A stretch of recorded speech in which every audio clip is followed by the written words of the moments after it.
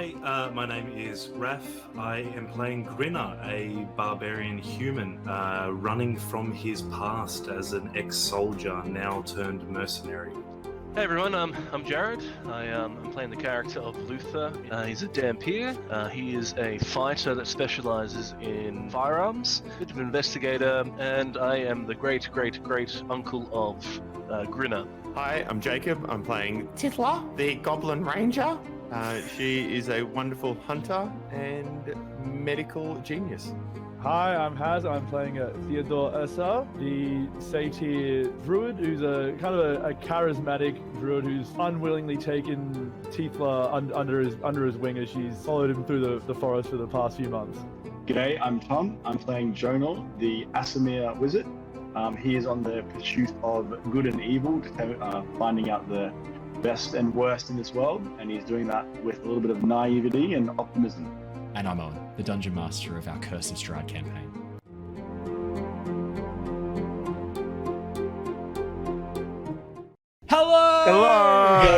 Hello, everybody. Welcome back to the Lost Archives. It's lovely to see all your beautiful faces here joining us live on Twitch, or if you're listening to us on the podcast, to have your lovely ears to talk into. That sounds weird. I take that back 100%. Thank you so much for joining us regardless. Now, we are obviously... Sorry, Owen. Yep. If you just, it's ear holes is appropriate. No, that's it's again... sensual if you say ears, ear hole that's fine. That's platonic. It's more specific, which just adds a bit of weirdness. Yeah, it's more scientific that way. That way it's clinical. Ear hole. There's no emotion to scientific. What if I called it your auricular interchange, where it's like where the sound enters into the ear canal? Well, if you were to say that hypothetically, that would just be you showing off, and no one would. Oh, okay. Thank God. Yep. Well, lucky. I mean, that's not a word. I just made that up. Auricular interchange. So that's obviously not a thing. I just thought I'd have a bit of a go at making the most scientific word for ear canal that I possibly could, and that's what I came up with. Thank you so much for joining us, everybody. It's lovely to have your attention and have you come and join us for our Curse of Strahd campaign.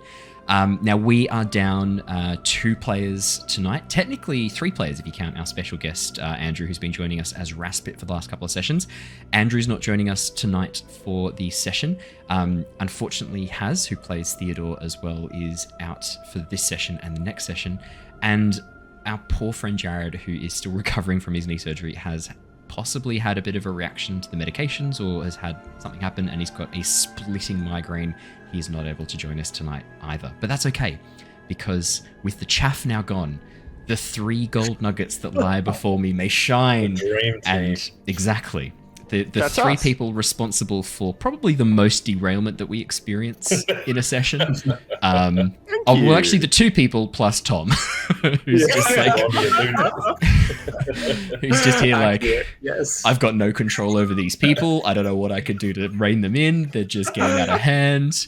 And then sits there going like, just smiling and nodding, being like, I can't change anything. Yeah, I'm trapped in this. This is like purgatory. So it is only the 3 players and myself tonight for Curse of Strahd, but that's okay. Thank goodness that none of the encounter difficulties are set for 5 to 6 players. And I never change encounter difficulties when players are sick, because I don't want to encourage people being sick. Although I realize that actually does encourage the people who are being sick to not leave, and it just encourges all of you to call in sick. You know what? So you don't I'm have not to feeling well. I don't care. So we're going to go ahead right now. I obviously, I know Jacob's kidding. I would care if you weren't feeling very well, Jacob. No, but, that's cute. Thanks. Unfortunately, being full of shit is not a medical problem to get you out of streaming D&D. It's chronic though. It is chronic. It is chronic. It is congenital too. It seems it's been there for a while. I should know because I have it too. Clearly. So we're going to be launching into our Curse of Strahd campaign really, really shortly. Before we do, I want to do a really quick sort of go over of what's happening with the Jaspers Game Week. That's now only 2 weeks away. The first sessions are starting on the 15th of May, so that's only a week. Yeah, exactly 2 weeks away. Exactly 2 weeks away from now.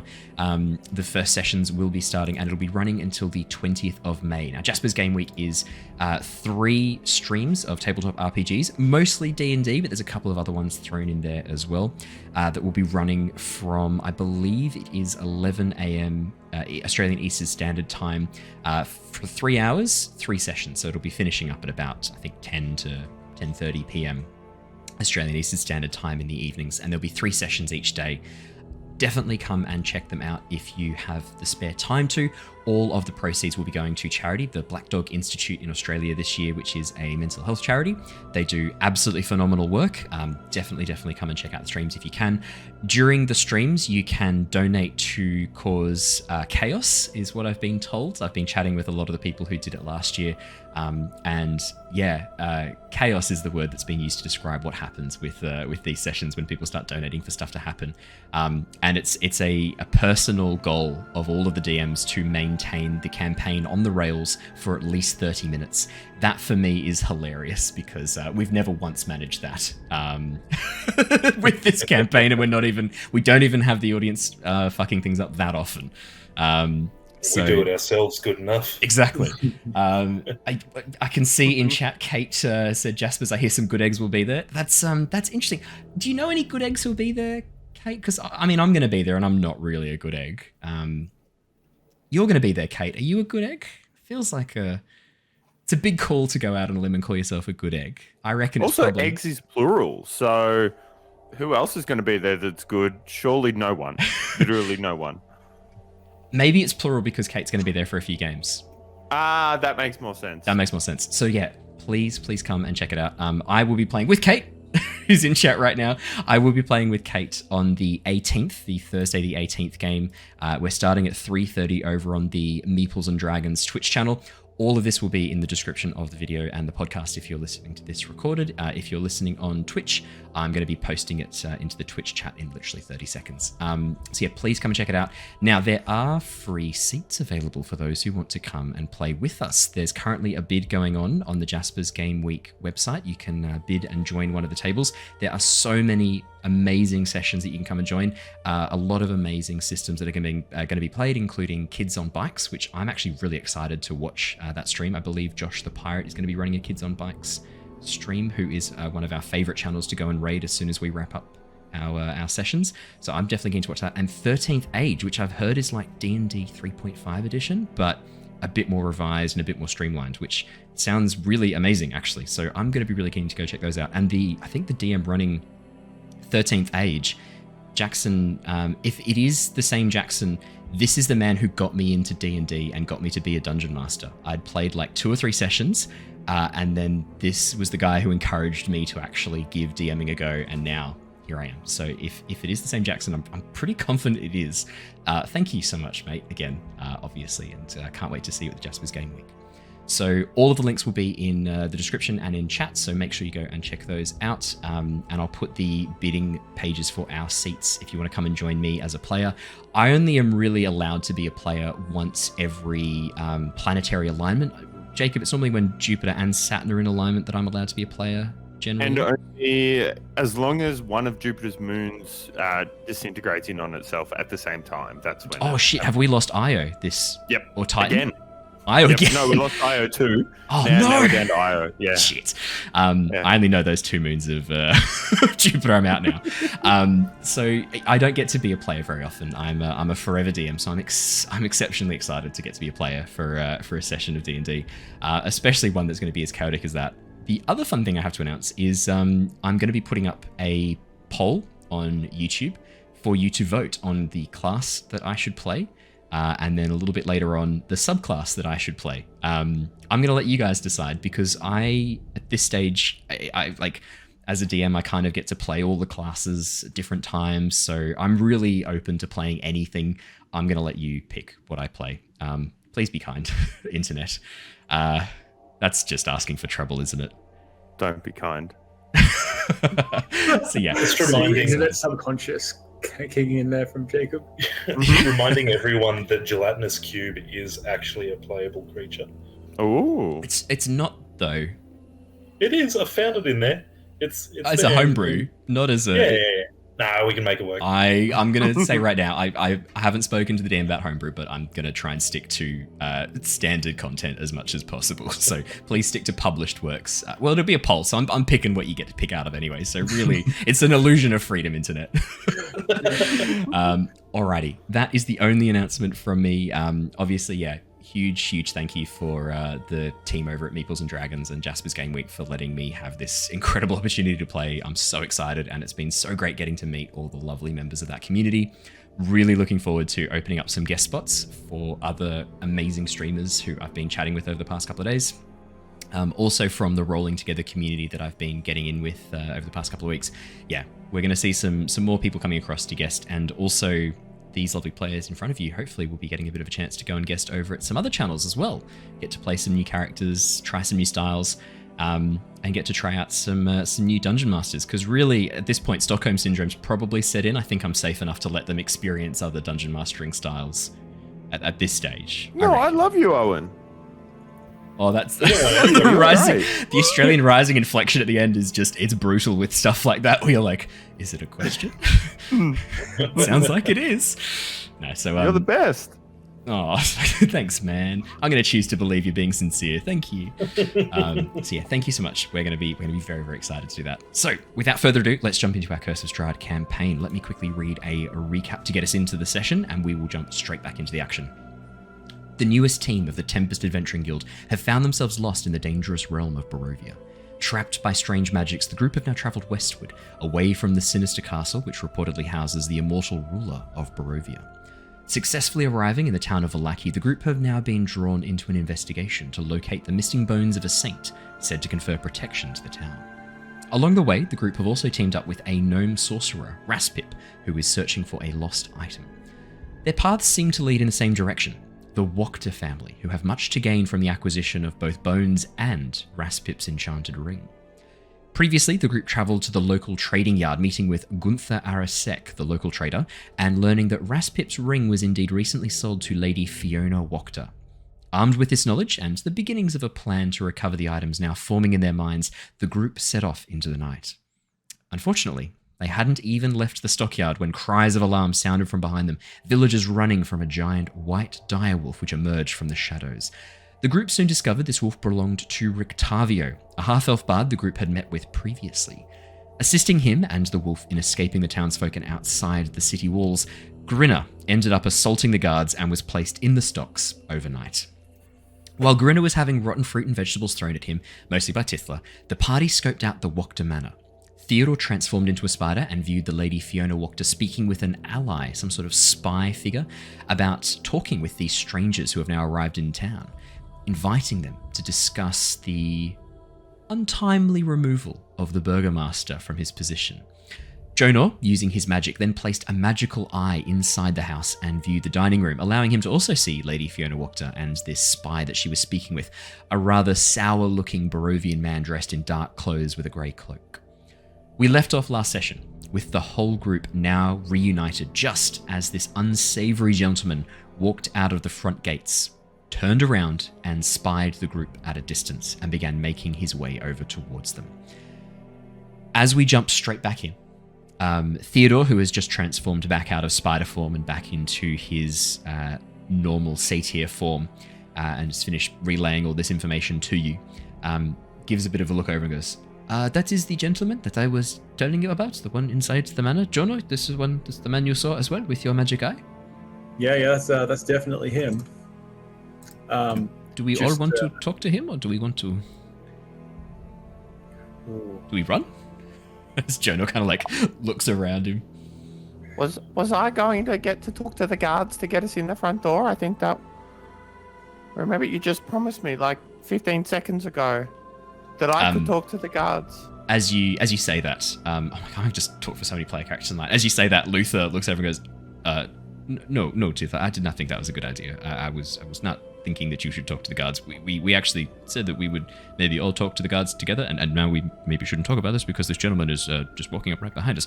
Hello there! As the sour-faced Barovian man who Jonor and Theodore had spied inside the Wachter Manor steps up and clears his throat. You lot are newcomers to this town, correct? I I don't recognize any of your faces from the regular riff-raff and rabble. Oh, hi there.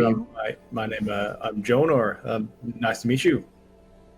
Nice to meet you as well. Tell me, do you have many plans for this afternoon and today? My employer wishes to meet with you. You seem to be people of some repute and some skill, judging by your weapons and your kit.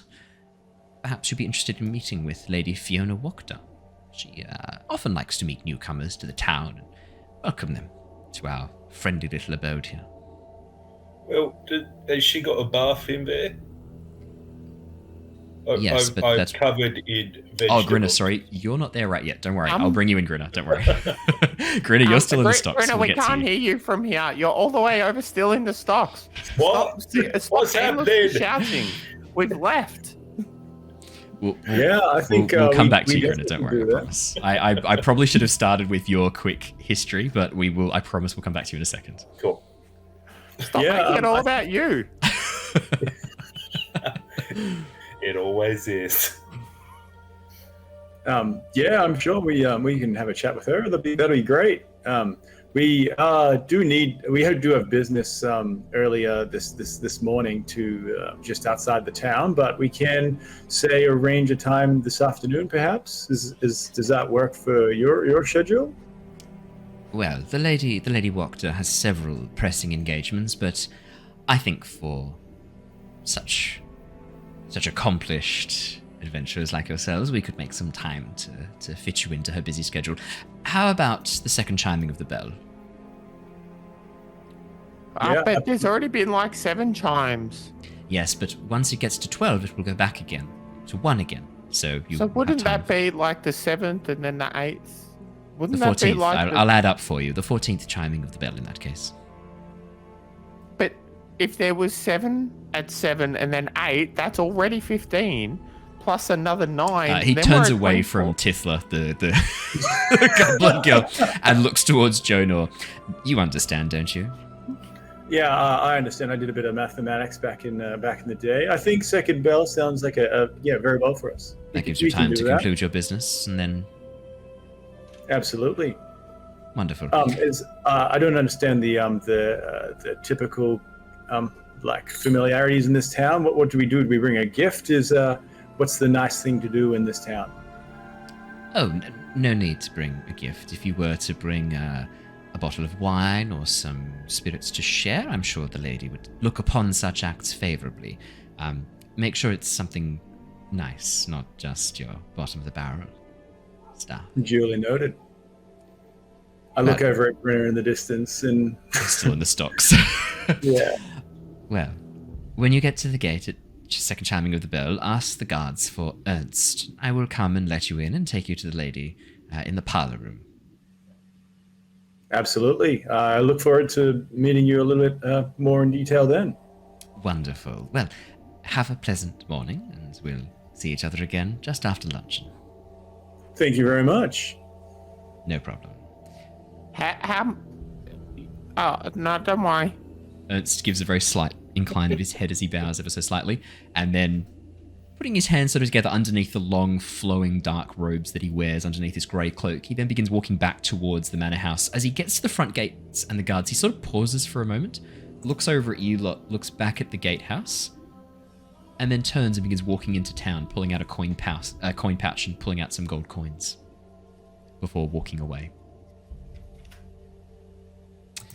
Grinner, we're going to jump back with you now. So last you were here, Raph, Grinner had knocked out a guard at the front gates, an old man. You'd then run into the center of a group of guards who were just recuperating from a stink cloud spell that Andrew had cast.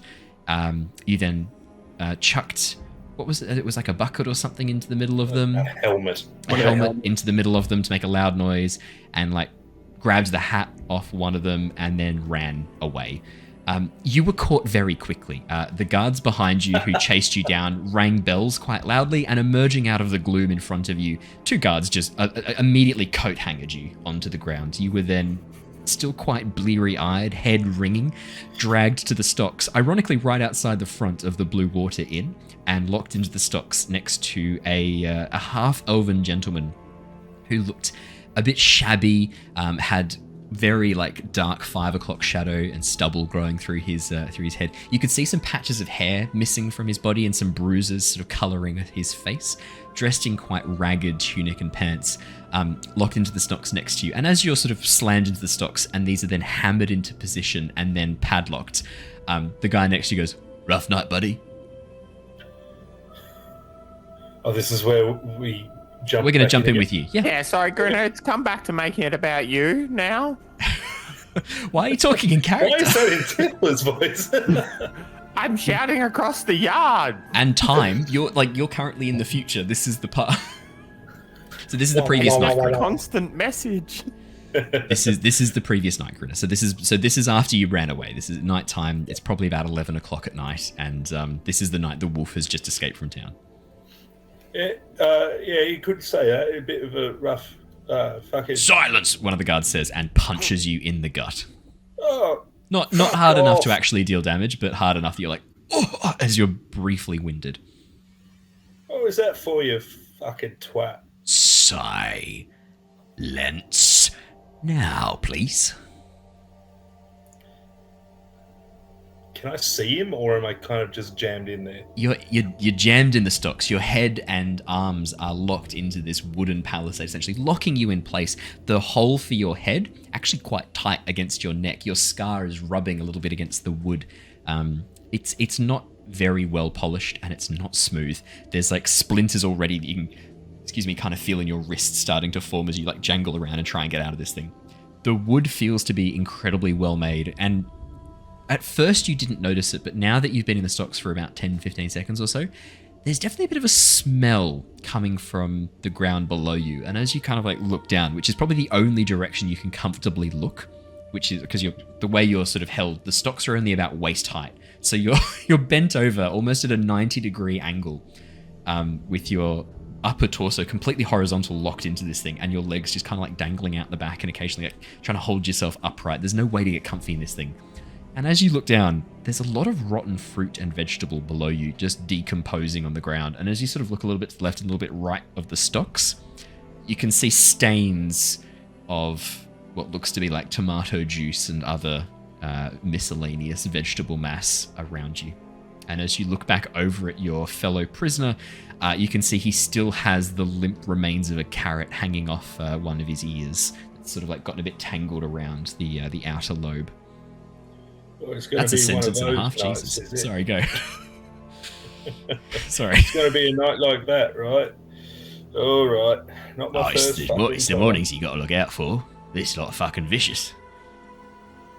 Why? Well, they throw shit at you. The kids. Oh, don't get me started on the kids. Oh, just be thankful a horse won't come through and take a shit in the centre of town, because trust me, you'll be eating that for a few minutes after. Oh, fuck. All right. Grinner, for the next 8 hours, you are in the stocks. It is an unpleasant, uncomfortable experience. Could you please roll me a Constitution saving throw to see just how unpleasant and uncomfortable this experience is for you? You betcha. No long rest going to be awarded to him? Yeah, so here's the thing. The Constitution saving throw will determine whether or not Grinner gets a long rest. With a 24... Grinner can sleep anyway. Grinner, this isn't your first time in the stocks, mate. You not only have a pretty good sleep, you actually are able to like pivot your knees and legs in such a way as to create like a triangle shape with your body, so that you are held perfectly in place to stop the blood getting pooled in any locations. And you actually have an okay rest. You actually sleep through this with no problems at all. With a 24 Constitution save, amazing. You are awoken the next morning, however, at dawn by the changing of the guards, as you see your fellow companions in the night, just before you head to sleep, walking back into the inn, giving you a bit of a wave in the stocks, and then just heading into the inn. Oh, actually, I think you guys did offer to like maybe set him. No, you didn't offer to set him free. You came up and went, To the guards. "You doing that? Yeah. You doing all right there, mate?" And the guards like, "Don't talk to the prisoner," and they're like, "Okay," and then left. I think it was far worse than that. I think it was like, oh no, of course not. We're just here to throw things at it. Oh. I think that's right. Also, I have to read out this comment from chat because it's absolutely killing me inside. Those kids get turned into pies in the end, Grinner, so you get the last laugh.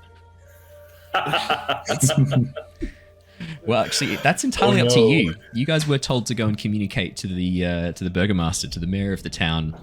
I need some lovely children to come and help us bring in the harvest. 4 or 5 boys should do.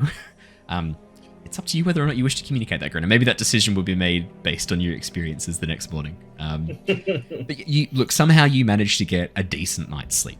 You've been in the stocks a number of times. You know some of the tricks to get yourself comfortable. It's not as uncomfortable and unpleasant experience as it should be. As you wake up the next morning, the guy next to you looks so much worse for wear. His eyes are sunken into the sockets. There's these dark rings and bags. And as he looks over at you, he goes, "You snored, did you know that?" Oh, yeah. It's always have, mate. It comes from getting your throat slit when you're younger. There's just silence as this guy who was about to like have a bit of a go at you reconsiders his options. And it's just like, maybe not. He then changes tact. Pretty impressed you could sleep through. Being in the stocks and all. Kind of impressive. You get used to it after a little while. They're all kind of the same, to be honest. Like if you get on the right angle, right, and you push your feet forward, you can launch your shoulders into it. And as you're saying that, Grinner, one of the guards says "silence" and punches you in the gut. Oh, fuck off, you silly twat! The guard goes to punch you again, and then you hear this like from behind him. And as you like try to crane your head and look up, a female guard, the one from the night before who you threw the helmet at, essentially, walks around the front, bends down, leaning on the stocks, and looks at you and goes, "You know, we've only got to keep you in here till maybe 10th bell, but you're being a bit of a shit, and it'd be a real shame if we had to keep you for another night." Me being a shit? Oh, all right. You know what? You have all the power, little lady, so you may as well enjoy that while you got it. You leave me in here as long as you reckon you need to, and you just fucking wait, love. She gives you a bit of a look and then laughs. You know, I kind of like your attitude. It's a bit like devil may care, right? Like, who gives a shit? I don't want to keep you in the stocks for longer than I have to. I frankly think that what you did was very... What are we punishing you for? What, you threw a helmet at us and stole a hat? Like, ridiculous. We should be recruiting you to the town guard. I've spoken to my superior. If you're sticking around, put a sword, maybe a spear into your hands. We can have you protecting the town gate. You look like you can handle yourself in a fight. Yeah, I can, I suppose. I don't really plan on sticking around too long, though. I'm in with a group of people. We're trying to get some stuff sorted and get the fuck out of this mouldy fucking place. We try and get home, love. She gives you a bit of a sad look. No one gets home. Yeah, My mum, keep saying that. She came through the mists. Apparently she tried to get out of here for 20 years before she finally gave up. Shacked up with my dad. No one gets home. Try it. Give it a go. There'll be a position here if you're keen. As long as you can prove that you can follow orders. I've got no trouble following with love. That kind of led me into the pickle that I found myself in, to be honest. Following too many orders by the wrong sort of people. Let me give you an order for now. Sit tight. It's only 4 more hours until you're let out of here. Just sit tight, alright? Just keep your mouth shut. Don't cause any trouble. There's quite literally not any other option, love. But thank you. You still find a way to piss off Make over here. Just... Well, Make's a bit of a cunt, to be honest. Look at him. There's like... Make lets out this really weird, like, almost like braying sound. Like, as you say that, she sort of like gives him a look and looks back and goes, "Look, between you and me, yeah, dude's a right twat. But if you can just not give him reason, i.e., don't provoke him, you'll be fine. All right?" But he is a little bit fun, isn't it? All right, I won't. Look, I won't. I'll just sit tight. I'll be hanging here, just hang it out, just for a little while longer. Great. And if the Burgomaster comes past, plant a big smile on your face. He might let you out for having fun. Could I yell at him instead? If you want to get hanged, sure. Well, honestly, that wouldn't be the first time either. So let's not try that again, because that was very unpleasant the first time. Yeah. Good call. All right, Make, you got him? Yeah. Why'd you call me a twat? Because you are one. And then she walks off, immediately just disappearing in front of you. Not too long after, Tithla emerges with some, I think it was tomato Tithla that you had. It was just whatever was left over from. It was some beans from. It was breakfast. some beans and some eggs. That's right. It was some beans and a cooked egg, a sunny side up egg. Tithla throws them at you, Grinner. They splatter on you. You tell her to fuck off. We won't go too much into this because I roleplayed this for you last time. Grinner went, "Oh, fuck off! What are you doing? You silly little bitch!" As she throws. Can stuff I at roll him. for disappointment? Sure. What do you want to roll for that? Wisdom save. I've just lost a... Roll a D100, and we'll set it as like the amount of percent that it rolls is like the amount of percentage disappointment you feel as a result of this. How about that? 100!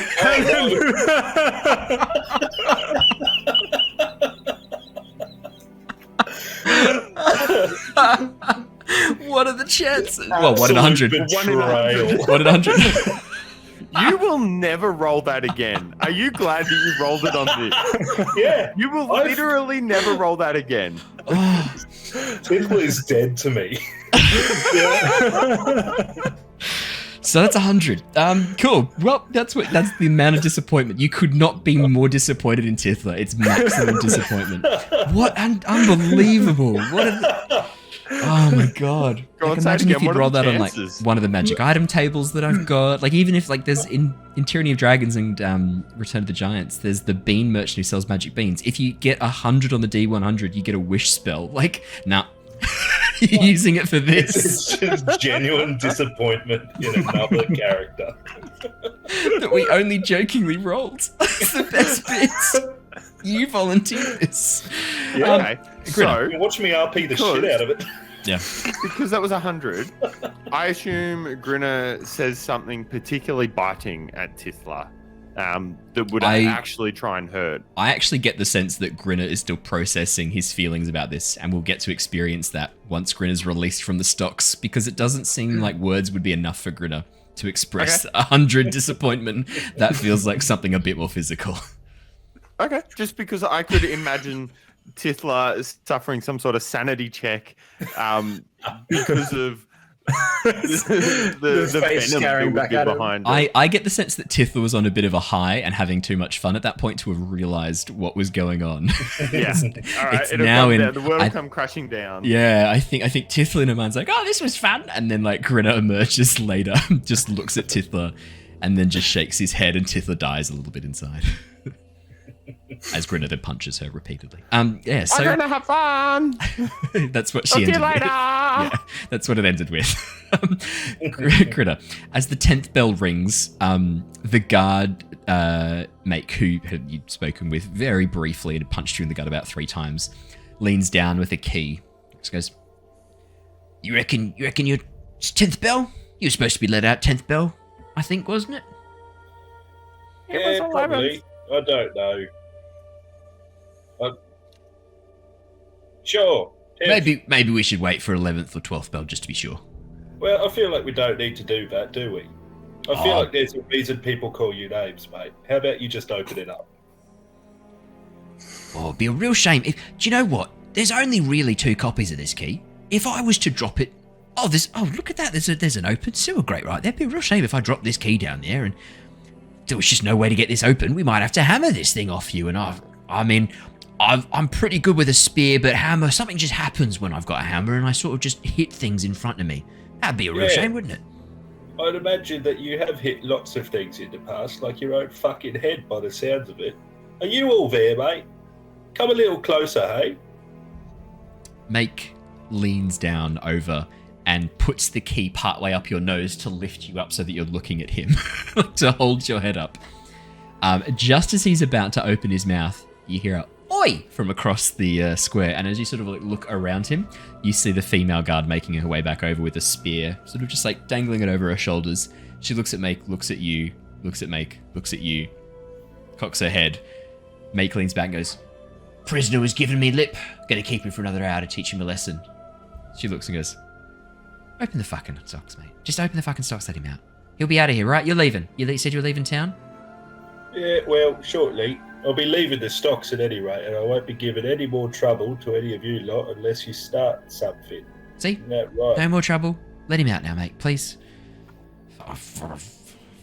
Leans down, opens the padlock, and as he lifts the stocks up off you, the tingling in your fingers, which had started to set in, is immediately, so as you squeeze your hands and get some blood flowing back in, crack your neck as you stand up.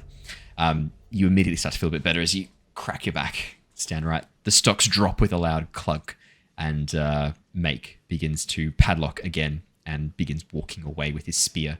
The prisoner who's next to you goes, "All right, well then, look, if you stop in again, come say hi." Yeah, mate, I think I might. Yeah, I'll do that. You in here for a while, are you? Yeah, 2 weeks, mate. 2 weeks? You silly twit. What'd you do? I wasn't smiling enough. Oh. And I called the burgomaster a few choice words. It's probably... Yeah, it might be the second one, mate. I feel like you might have your priorities factor brunt on that one. I'm pretty hungry. That tomato that goblin threw at you, and those beans, do you reckon you could scoop them up for me? Oh, look, really? Are you that... Look, just... No, I'm not doing that, but I'll bring you something out of the pub. Just hold on. Yep. Wander back into the pub. You can see that the bartender is there as you walk in, gives you a look and goes, "Didn't see you come in last night. Your friend said that you were running late." Yeah, running very late, mate. Can you run a bath for me? Yeah, and I need yes. some beans and eggs. Oh, yes. Yeah, look, you know that you can pull faces, right? You can come and drink here if you want, and then you could have just stumbled into your bed. Why? You don't have to lie in streets to sleep. No, look, I got tied up. Cocks his head, thinks about whether or not he should ask you more, decides against it. Come this way, I will lead you to a bath. Come. Wait, hold on. I've promised a bloke about some eggs. Can we just get a little bit of food?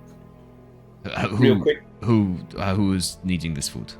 Yeah, I don't know his name. I'm paying for it. Why does it matter? Just give me some food. No, that's a good point. Yeah, no problem. Bread and cheese. We are out of eggs. Your friends ate all the eggs, and your goblin friend took 2 extra with her for some reason. Yeah, I'm going to be having a word with her about that one.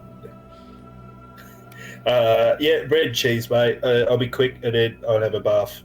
Yeah. That will give me time to warm the bath. Here is half a loaf of breads and a wheel of cheese. Enjoy. As he gives you a slice, pretty big, thick chunk of very hard yellow cheese and half a loaf of what looks to be a wholemeal rye. Great. I wander back out and I put the cheese in one hand and the bread in the other. Oh, thanks. Thanks, mate. I'll just... As he tries to lean over between the... For podcast listeners, this is really one of those times when you should come and see it. It's the video. As the man in the stocks tries to like jiggle his arm around towards his face, and he has to like lean right over, and then like he pushes it forward, gets a bite, and then switches sides. Also, Owen, the cheese. Hello? The Twitch stream can't see because of the way the video is cut off. So they're just seeing your head go like turn to the side, and then the other side, and then the other side, and then switch over. Like that. There we go. Perfect. Nailed it. Thank you. As the man then has to keep swapping sides and like leaning right over each way just to like get his hands in the right position to eat the food. Oh, right. No, that's pretty good. No, I haven't eaten in 2 days. As he's like demolishing this cheese and bread. Yeah, well, look, if we're still around when you get out, which probably not, but if we are, come say hello. Bread's Bye. Bread's a bit dry. Could you dip it in that tomato as you walk away? Oh, okay. Fuck off. So I couldn't resist. This felt very Monty Python, and I figured I should just embrace it. Oh, could you dip this bread in some of that fetid sewer water just to soften it up for us, please? I'll be a dear. That seems like a Monty Python sketch. Grinner, you head back. You have a lovely bath that Owen runs for you. It is warm. It is good. Owen again offers you the change of clothes that you wore yesterday while he washes your overcoat yet again. Actually, your coat would probably be okay. It's more just your underclothes that are a bit... Actually, no, because the stocks would kind of protect your body from the shit being thrown at you. It's just your face and hands that are gross. So you probably wouldn't need a change of clothes, actually, to be honest. Cool. In that case, I hadn't planned on it anyway. Right. In that case, then you just enjoy a nice warm bath. Wash all the tomato, egg, and beans off your face. And then as you head back out the front and begin walking towards the Wachter Manor, knowing that sort of roughly that's where the group had left in the morning, you see them just finishing talking up with this very sour-looking man dressed in dark grey clothing, dressed in a very dark black clothing with a light grey cloak wrapped around him. And as you walk up to the rest of the party, Theodore turns around. Oh, Grinner, we were just coming to let you out of the stocks. Yeah, I beat you to it, I guess. Here I am. Don't worry about me. Carry on. Oh, no, but Grinner, we even brought you some breakfast. Yeah. Did ya? Yeah, it was delicious. And I like turn away from her and start talking to the others. Amazing. How's your neck? Because you've slept previously with your neck in an awful position. Are you okay now? Yeah, look, it's a bit sore. I'm pretty sure there's some splinters, but you know, it's not my first time. Tithla runs around and stands next to Jonor to be in the eye line of Grinner. Say, do you need like a pillow or something, or like you need some help getting the splinters? I've got some so what are we doing? Let's get going, eh? All right, off we go. Look at him, look at Tithla, and back to Grinner again. And we're heading over this way. And I don't reveal what I'm saying. Yeah, we're going over this part of town. Heading off right now, actually. All right. And I just start walking. All right then. Do we all want to come, or maybe should some of us try and scope out the Wachter Manor a bit more, see if we can gather some more intel before we head inside? No, I think we should all go. I don't think it would make sense. We've got a meeting there at 2 bells, whatever that means. I don't think it would make sense. You did say that the house was the house was giving you some funny feelings. Jonor scout it out and see if you can figure what the source of that is. Well, I get the sense that you're going to be meeting with our friend that we met with last night. Correct, Jonor? Yeah, that's what I was planning. Yeah, well, maybe it's best if we don't all head out. It might draw too much attention with all of us heading out the gates and walking in just into the random set of woods behind the town. Maybe it does make sense if maybe 3 of us go there and the rest of us maybe hang around here, see what we can learn about Lady Wachter. Come into a meeting prepared, as it were, you know? Yeah, and learn the rotation of guards and that sort of stuff. Yeah, I think it'd be handy to go into this not completely blind, like we have every other thing that we've attempted. Yeah, well, we're getting better.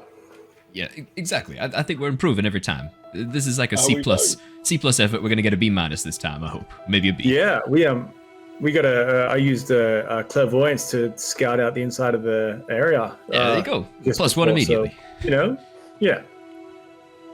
Luther? Yes, Tithla. Do you want to just take this just in case you need it? And she hands him a folded up note. Just in case it comes up. Takes the note and opens it. Is it the one from the guard that says these 5 are going home? Yeah.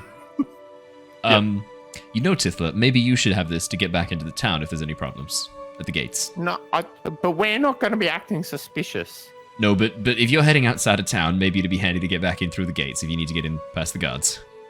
That does make a lot of sense. And, we need a way back in. Maybe don't take us. Maybe don't take the southeastern gate where you choked out that guard, Grinner. As Luther leans in and says that conspiratorially. Well, I did beat it. Is he all right? He was pretty old. All right. I don't know. We've got no idea. I should probably look into that. I don't think I want to know if he's dead or not. I think if you were going to get in trouble, I think if he was dead, you would not just be in the stocks for a couple of hours. I think you probably would have been hanged. I get the sense that either he's fine and doesn't remember it was you, or he's not fine and no one's discovered the body yet. So maybe just don't go that way. Fair, all right. Grinner, would you like to know what I think about that? No, I don't give a shit. Fuck off. Well, okay. We're gonna leave here together. No. You and I are not done yet. and there's Oh, going that's to be good. a chat. I would be sad if we were done because we're best friends. I'm going to crouch down Oh, yep. to Tithla's height and just like brush her lapels down, brush her front down a little bit, and stare at her in the eyes, and just say, "I looked after you. I saw you as family and someone that I would protect." And I look her dead in the eyes and say, "You're fucking dead to me, love." And I stand up. Jonor buds in and I'm sure that I can, I'll be between you two, and we can work this out. I can, help you to mend. There's no need for a mediator, mate. It's, Tithla made her choice. She betrayed me wholeheartedly and knowingly. And if that's the way she wants the group to run, then so be it. Mate, this is a great opportunity for us to work this all out together. So this is great. Us three, let's go out and we'll go find Rick Cavio. This is still perfect, walking actually. Away. Yeah. Yep. All right, let's catch up. We'll catch you later. Maybe meet for lunch at the 12th bell. Where? Yep. Just at the Blue Water Inn. Go. Let's just meet at the tavern. It's easiest. All right. Good luck, guys, Right, and Jonor, good luck with that. Yeah, no, it'll be fine. Like we've all gotten along together. We'll be okay. Yeah, but good luck with that, Jonor. I give him a optimistic thumbs up. Theodore looks at you, shakes his head, and goes, "I think the whole situation is fucked. But well, good. Well, we will have a look at it. What about my ring?" says Raspip, who's been pretty quiet this whole time. Please, we are trying to get your ring back, you tiny, annoying, irritating person. We are trying our best to do this. If you could maybe just chill the fuck out for like 2 or 3 minutes. I want my ring now, though, says Raspip. As they fade into the distance behind you, Jonor, you get the sense that whatever the three of them are up to is probably going to be just as fun as what you three are doing. Tithla, Jonor, and Grinner. As you head down towards the southwestern gate, being the only other gate that leads sort of down towards the southern end of the town where you last saw Rictavio and the White Wolf heading, you pass by on the way. I think Tithla's gonna have to try and make a stealth check. Okay. To try and cover the tears. Okay. That's a 4, so an 8. That's an 8 total. It's not. I imagine that there is a line of drops behind Tithla. Well, like maybe as you like turn to check on them, there's just like snot and like tears. No, Tithla didn't look. It's just she's walking and she's visibly wiping her face and her eyes from behind, but isn't looking. And yep. Alrighty. Grinner, your passive perception is definitely more than 8, I'm guessing. Just. Great. then you would be aware of this. Jonor, Tithla, and Grinner, as you pass by the Church of St. Undril, the church that was dedicated to Lysander, you see the priest tending the gardens. He gives you a bit of a wave and then sort of like does a bit of a shrug as if asking if there's been any updates. What do you guys do?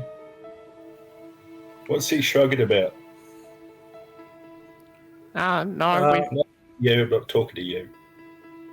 We haven't got any extra information. With preliminary scouts has yielded nothing so far. Oh, that's a shame. Well, keep me posted if you learn anything, and good luck on your search. Taking you outside of town today, then your leads. Yeah, absolutely. Information from a variety of sources. Well, good luck. Don't let me keep you. And go well. Sorry, before you leave. Tithla? Brutish man with a scar around his throat, who I've not met before. I would have made a joke about sauces and he would have laughed. Tomato, barbecue, a variety of sauces. I'm sensing there's a bit of... nice to meet you. My name is... Well, you can call me the father here. I'm the priest of the town. Sorry, you're just a very imposing individual. My name is Father Lucian Petrovich. As he holds out his hand to shake your hand, Grinner. No need to be nervous, Father. Grinner, this is Dad. Recently lost my daughter today. Oh So don't worry about it. So, for your benefit, Raph, Father Lucian Petrovich is a portly man wearing very elegant priestly robes that are a bit threadbare and a bit aged. Very large bald patch on his graying hair, sort of revealing his very shiny dome underneath it. But he has very kind eyes with the wrinkles sort of pulling aside and a very warm smile and quite a firm handshake as he shakes your hand, introducing himself. Your friends, no doubt, have told you that I was the one who was requesting their aid in locating the missing bones of St. Andrew. As he leans in and whispers it very closely. I'm so sorry to hear you lost your daughter today. My goodness, I'm so sorry. Did you want to come in? And I'm not sure if you are a believer of the faiths, but Oh no, she's not dead. She's just dead to me. he looks down at Tithla, who's crying, looks up at Grinner, looks at Tithla, looks up and goes, "Oh, This May is I- a work in progress. I think we're going to spend some time in the woods outside, and we'll work through this. I think it's a great opportunity. May I ask what happened? Maybe I Dad? could be of some assistance. Dad, I don't think so. Are you sure? I tended to the flocks of Valaki for many, many years, many decades, and in a town such as this, there's always fallings out and problems that arise, and people come to me and look to me as a spiritual leader, yes, but as a healer of relationships as well. I'm sure I could provide some aid here, if you wish it.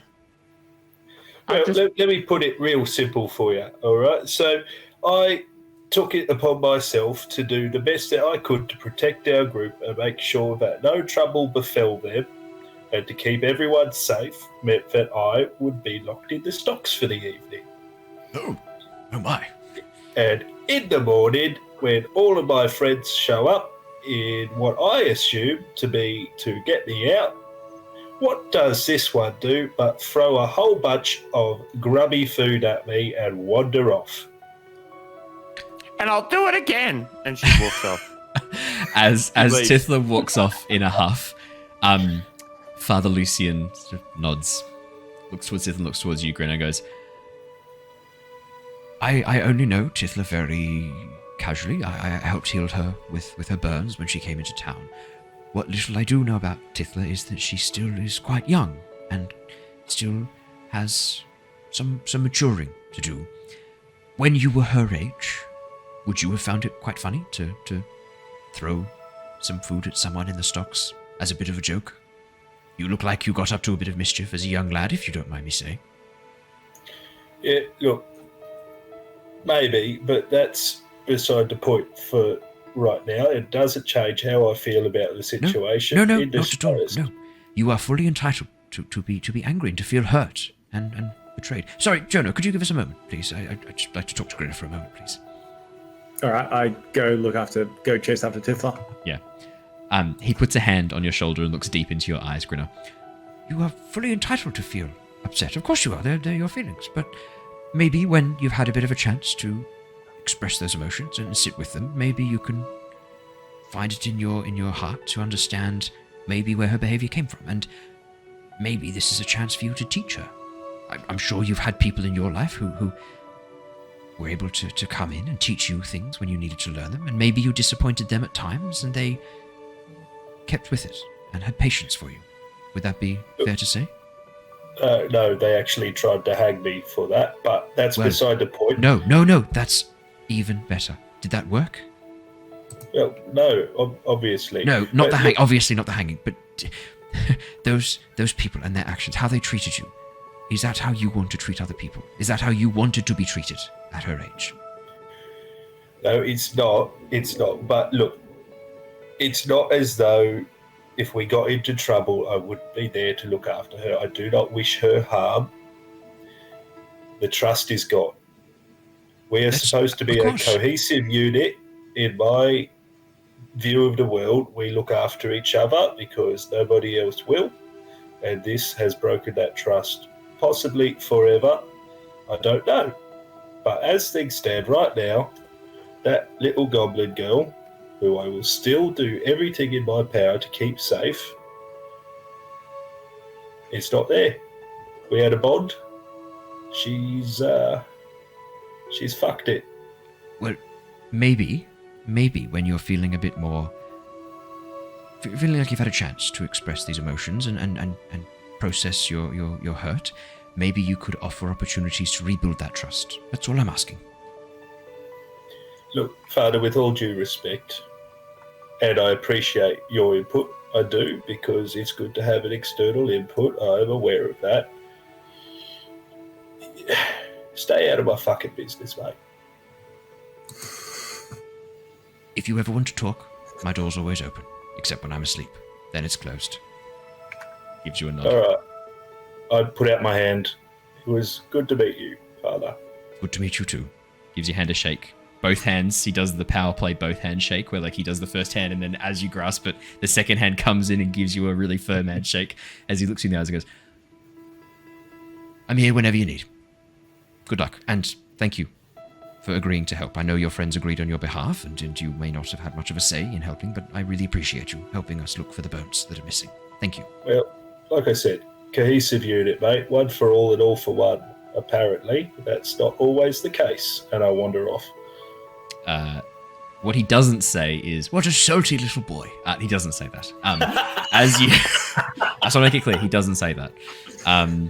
Grinner, as you sassily walk down the high street, like just feeling all full of salt as it starts dripping out of your pockets, Jonor, you catch up to Tithla, and why not? Let's do this. Jonor, as you catch up to Tithla, you're sort of at this point just getting to the edge of the town before it gets to the gates. And as Jonor catches up behind you, you can see Grinner far in the distance, still talking to the priest, having a bit of a deeper discussion.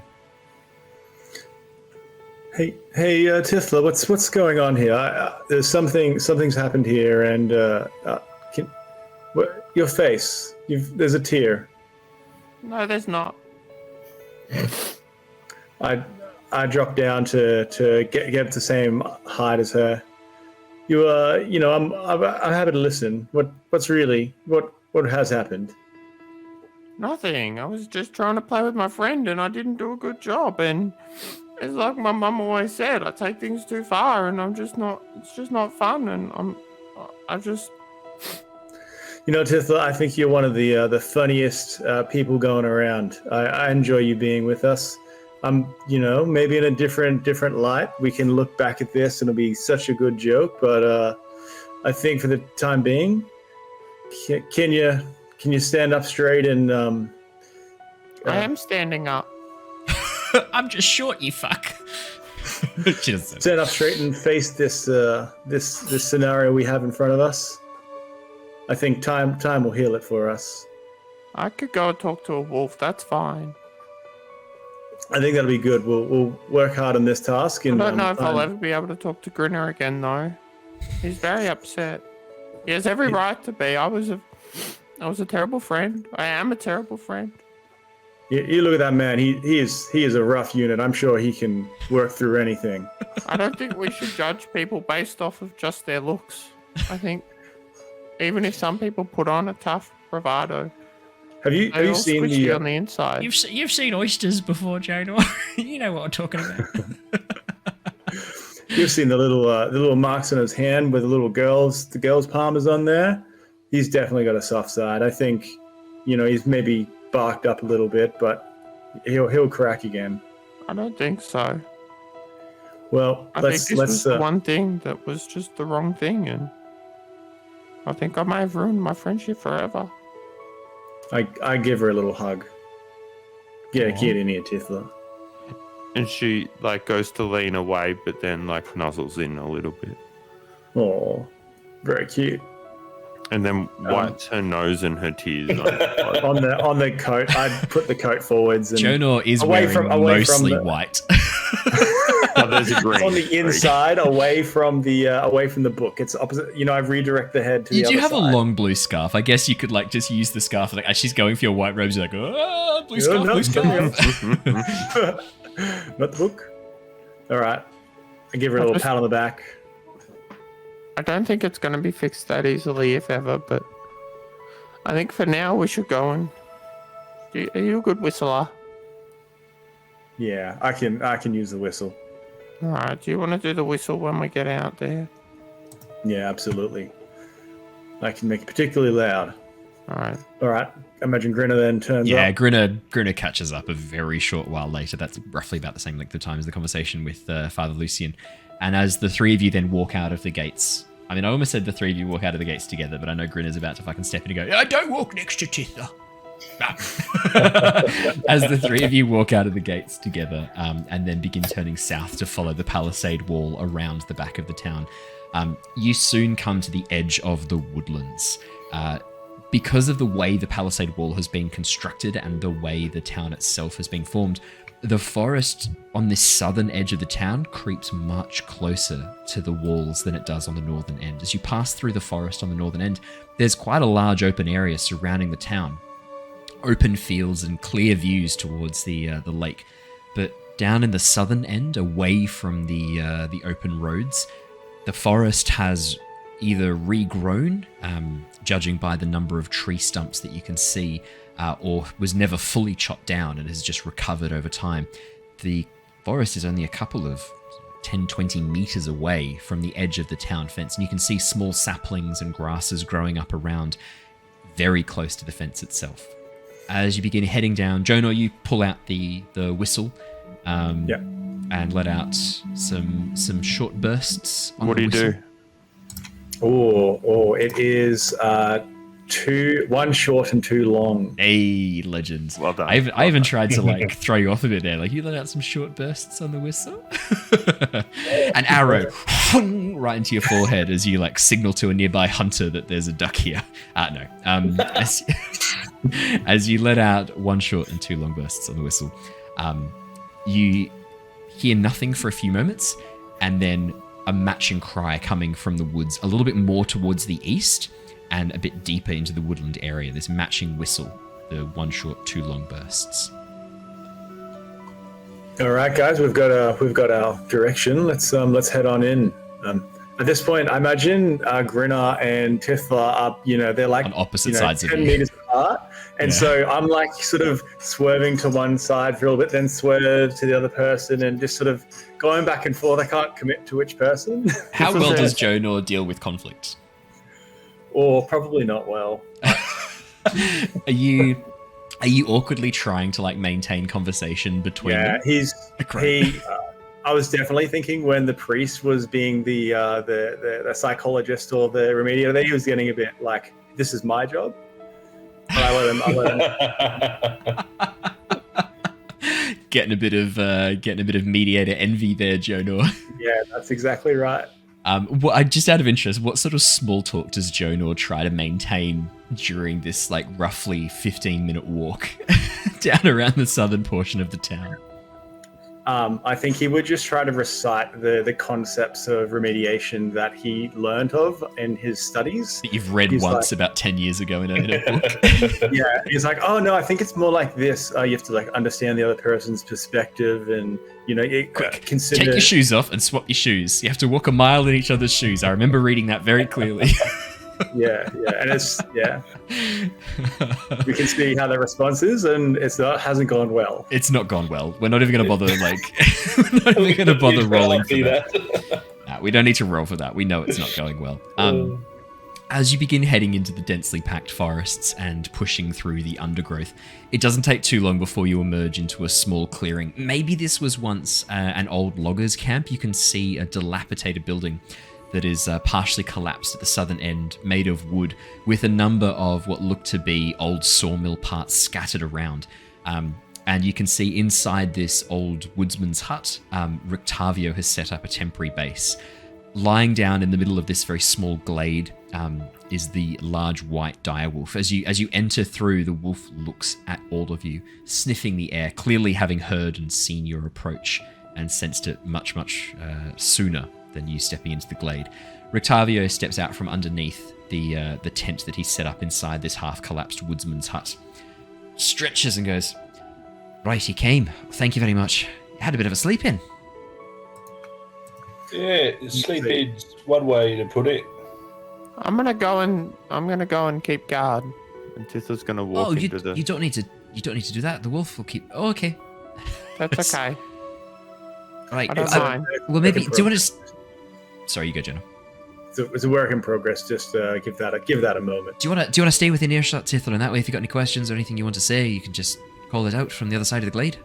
Yeah, sure. Okay. Okay. Great. Please take a seat, pull up a log or a bit of grass if you want. Plenty of sticks and stuff on the ground if you want to sort of fashion yourself a bit of a seat. Thank you so much for coming. I've been meaning to catch up with you guys, and that was clever of you not to bring everyone out. I was going to suggest that myself. Try not to draw too much attention. We're hiding out here for the time being. I don't think anyone in town remembers that this old log hut is here, but can't be too careful, eh? Well, thank you for coming. Sorry, my mouth just getting away from me. No. Go on. Well, I was just, good. We're here. Hello, Ricky. Rictavio, you're Outlanders. I know you are. You're from another place, same as me. You don't need to tell me where from. That information can be important and quite private. There's no need to share. I'm happy to share that I'm from a city known as Waterdeep in a place called the Forgotten Realms. I've been here now for about 3 months, and it's pretty shite, as I'm sure you've no doubt been aware. I'm sure the lot of you were brought through unintentionally. I'm happy to reveal I came here by design. I'm on a bit of a hunt, as it were, and I could use some help. I'm sure you could too. I've got some information about this place that might come in handy, some things you might not know, as well as a number of places I can direct you to if you're looking for somewhere safe to hide out if you're in ever in any danger. That's very helpful. How did you know that this place was even here? If no one could get out of it, how does anyone know it's here? There's stories going back a long way. The mages of my city, the mages of Waterdeep, are quite powerful. They've been able to use their scrying powers to peer through into a number of places that are lost or hidden away. And I can say that this is one of the places where they got a little bit of a glimpse. Not much, mind you, just enough to know that there was some evil here. More importantly, though, I didn't know exactly what was here. We knew that the influence of this place leaked out through the worlds, through the gaps between realms, and dragged people in through that blighted mist that you've seen surrounding this place. We've known about that for some years, but we didn't know where it led until fairly recently. We didn't know what or where it would strike, but I was able to figure out the pattern. It goes after people. Not just any people, though. People with power, with gifts, with often something to prove. No, mostly adventuring types. People who are generally fairly noble, self-sacrificing, or gifted with a great degree of compassion for other people. I always thought that was a bit sinister myself. Have you worked out why? To break them. This place tears people apart, turns their worst fears against them, makes them face situations where there's no right answer, where you can only do a bad thing, only do the wrong decision, and it breaks people's spirits. And then when they're finally broken, then their lives are taken from them.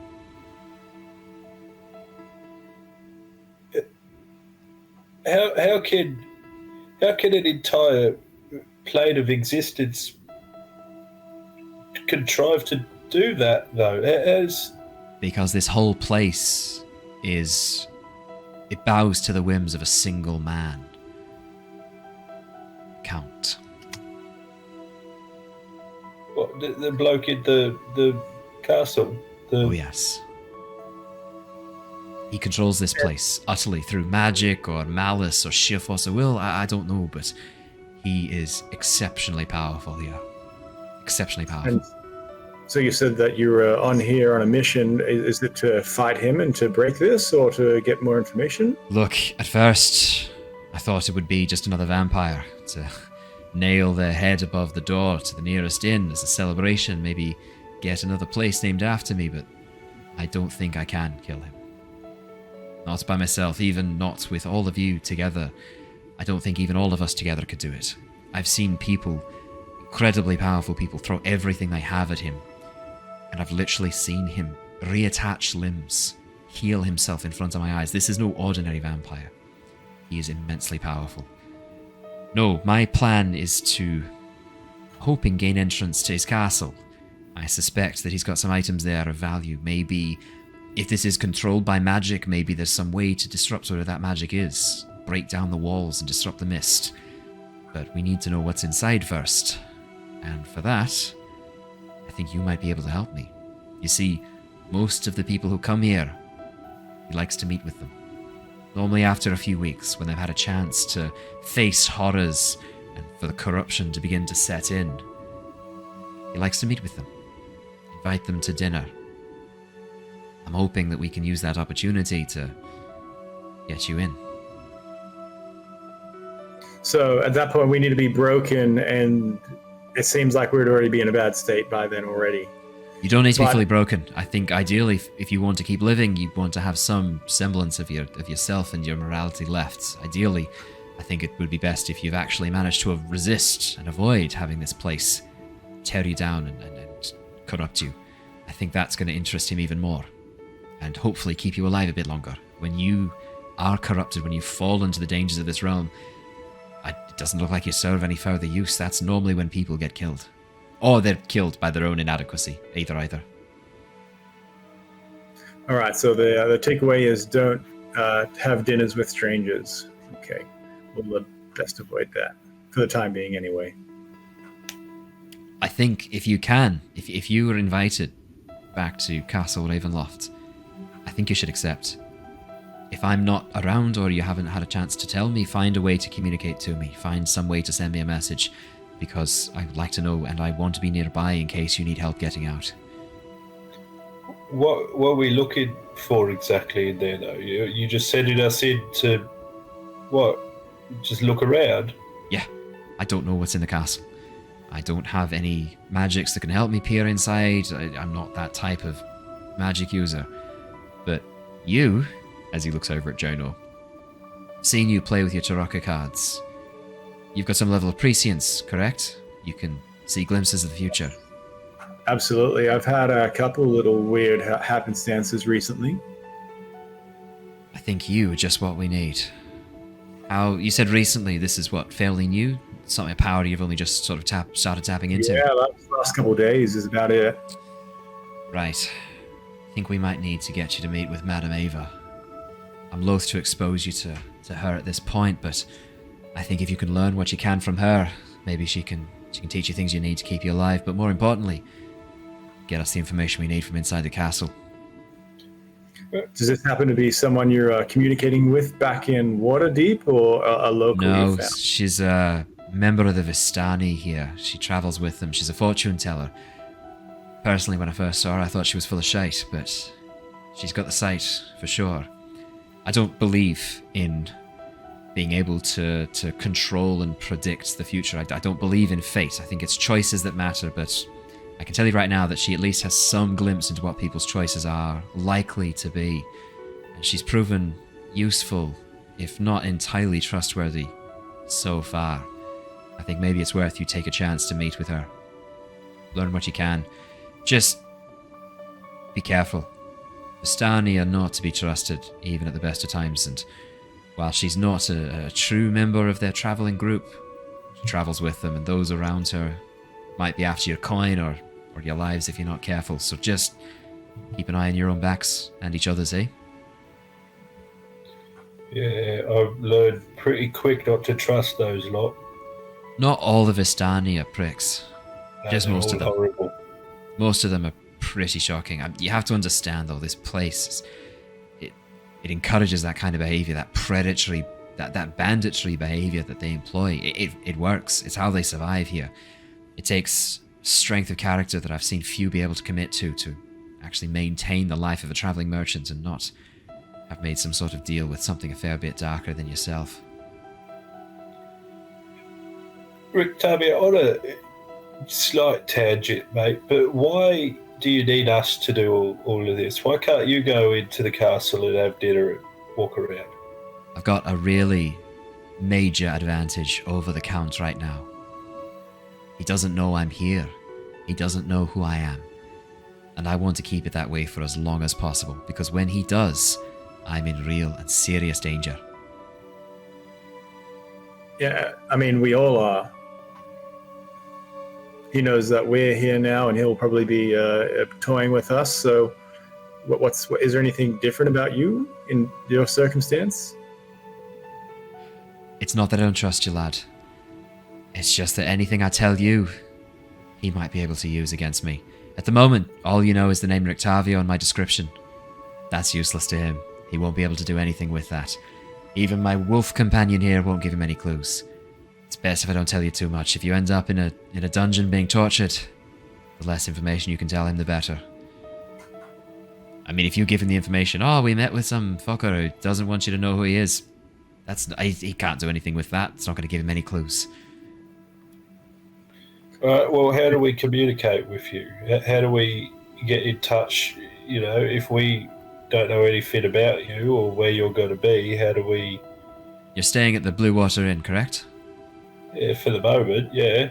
You can trust the Martikovs. Owen's a good lad. He's a good man. He's trustworthy. If you can get a message to him, he'll get a message to me. All right. So you mentioned it's best to not draw attention, so splitting up the group is kind of a convenient thing. To get out of town, you've got to remember, the Count has eyes and ears absolutely everywhere. Having a giant black beast with you is probably going to draw some attention. What's happening here? I don't really know how to figure this one out. Trying my best to sort out some permanent solution for my friend here, but I think unfortunately we're going to have to part ways maybe, or head to one of my safe houses. It's a real bugger. It was important that I kept myself available here to learn what I could and to keep my eye out, but I think unfortunately that I'm going to have to either split ways with my companion here or find somewhere, maybe one of my old safe houses to try and hide.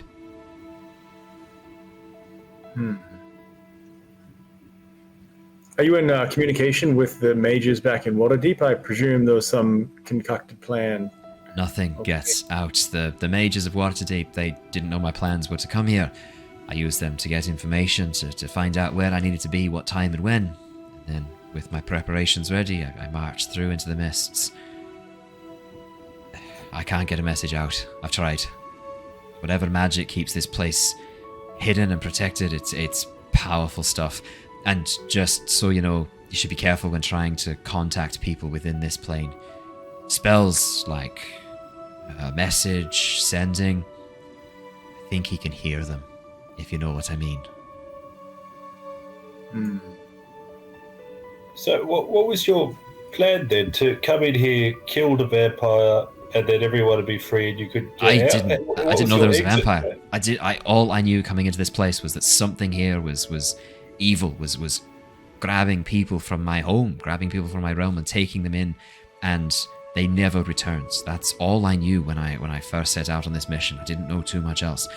I'd heard rumors about a place, a plane locked in this almost like limbo state as a prison for a vast and powerful entity. I didn't know too much else. I figured maybe they were related, but I'm a monster hunter. If I hear the call, it's hard to resist. But this is a foe far greater than that I've fought before. At this point in time, I think the best thing I can do is find allies to help me.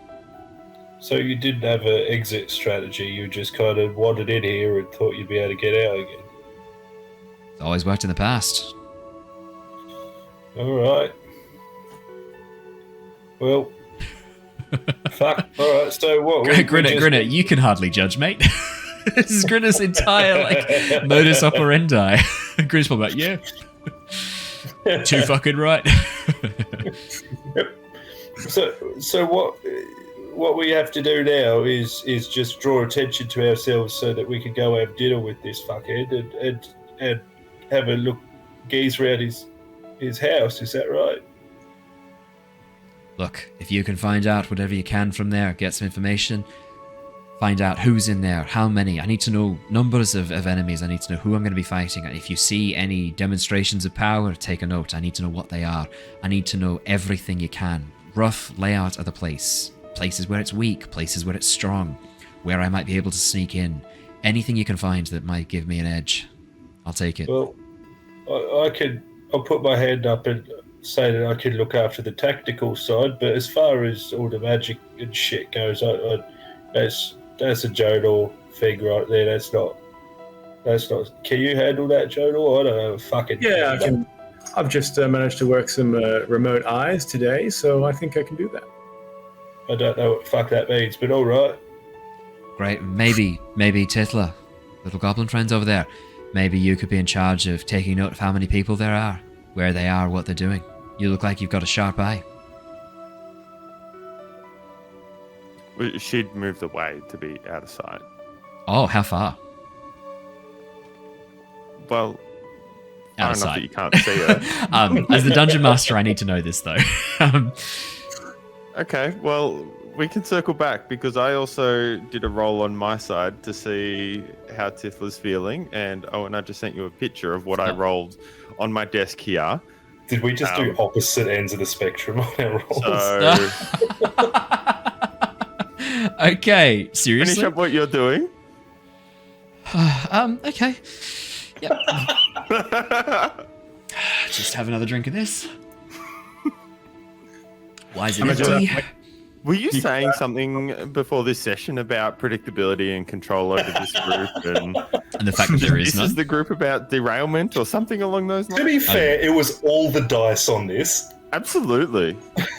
Anyway, I'm so sorry to interrupt. As Please continue. Rictavio turns around, talking to Tithla, realizes Tithla's not there, he sort of like freezes for a second, looks back at you two and goes, "Wait, how long's she been gone?"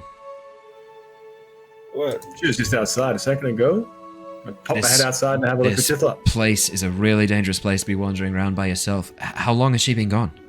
Oh, for fuck's sake. I start heading the way that she'd gone. Do you know?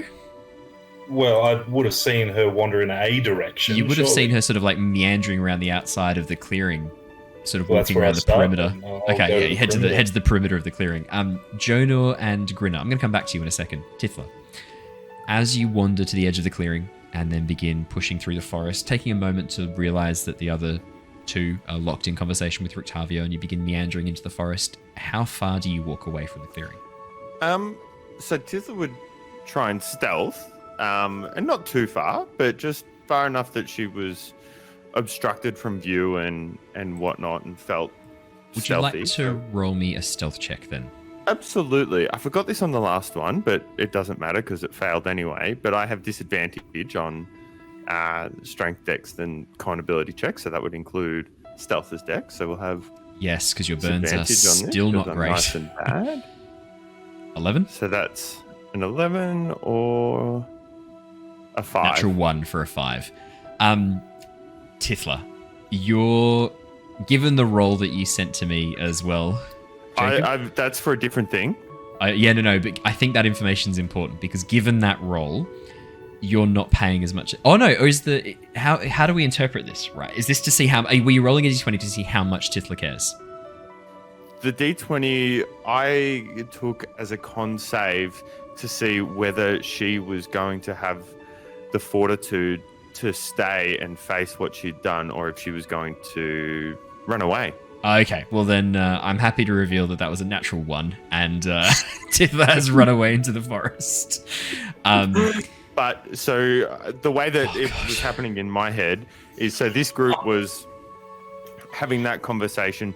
Tithla went to hide in the bush and started writing a note.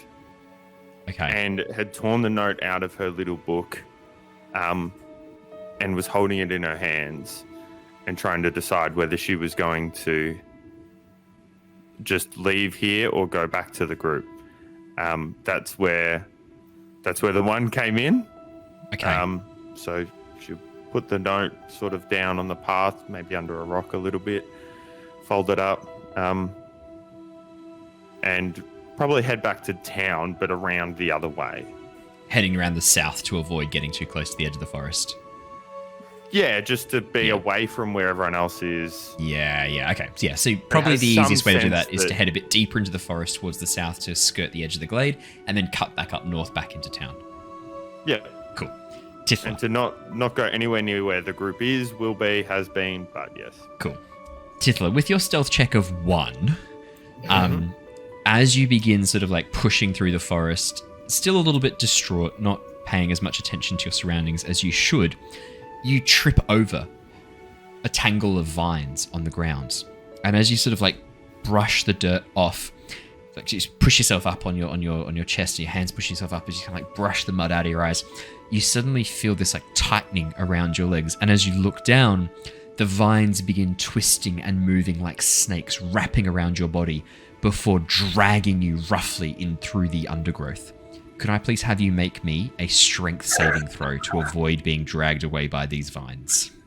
Mm-hmm. That's an ability check, so that's not disadvantage. That's a 12. 12. That is not a success. Okay, that tracks. Tithla, you let out this brief scream as you are pulled through. Yep, perfect. Thank you. Much better. As you are roughly... I'm going to change the music to something a bit more tense. Let's have...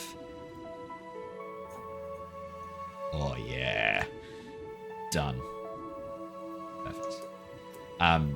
As you are suddenly roughly pulled, this sudden jerk around your ankles and waist as you are pulled through the undergrowth, the roots and twigs and branches on either side bashing into you as you are pulled roughly through the undergrowth as you let out this cry, before suddenly the vines lift you up into the air.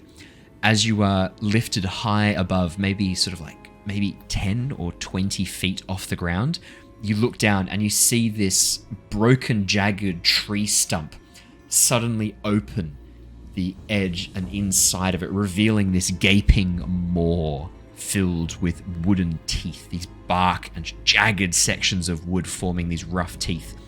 And as you stare down into it, Tithla, this sudden surge of rotting flesh and gristle and bone emerges from inside the trunk of this tree. Looking down around the forest floor, you can see there is no other foliage around this tree trunk, just the bones of hundreds of creatures littering the forest floor. As the vines begin raising you up over the edge of this gaping maw, I'm going to need you to make me another strength save, please. I can do that. I can do that. I can do that. I can't do that. That's a 4. Oh no. Grinner Do I get any actions in this at any stage? Yes, you do. Yeah, absolutely. I'm actually going to get everyone. I was about to say Grinner and Jonor. I'm going to need you to roll me initiative. Tithla, you're exactly the same, and I will roll an initiative for the Blood Oak. The what now? The Blood Oak. Fantastic. Okay. Yeah. Oh, of course. It's a 4 for Jonor. Sorry, I was just looking for my token. Oh, yeah, that's better. I'm going to use, just for the token of this, because it's not vital that I get the exact token. This is a reference to one of my favorite book series, The Edge Chronicles, when I was a young lad reading like really cool, inventive fiction. If you ever get a chance to read The Edge Chronicles by Chris Riddle, and I can't remember the other author who works with him, it's got awesome illustrations, incredibly cool magic system and world, and I actually really want to at some point actually run a D&D campaign set in that world, because you could easily do it. It'd be super easy to do. Paul Stewart, thank you. Yeah, Chris Riddle and Paul Stewart. I thoroughly recommend you check it out. It's awesome. The Blood Oak got a 2. Oh, sorry, your tokens have disappeared. Let me add them back in. So, Grinner, what was your Natural number? 1. Natural 1. For Fantastic. a 2. For a 2, yeah.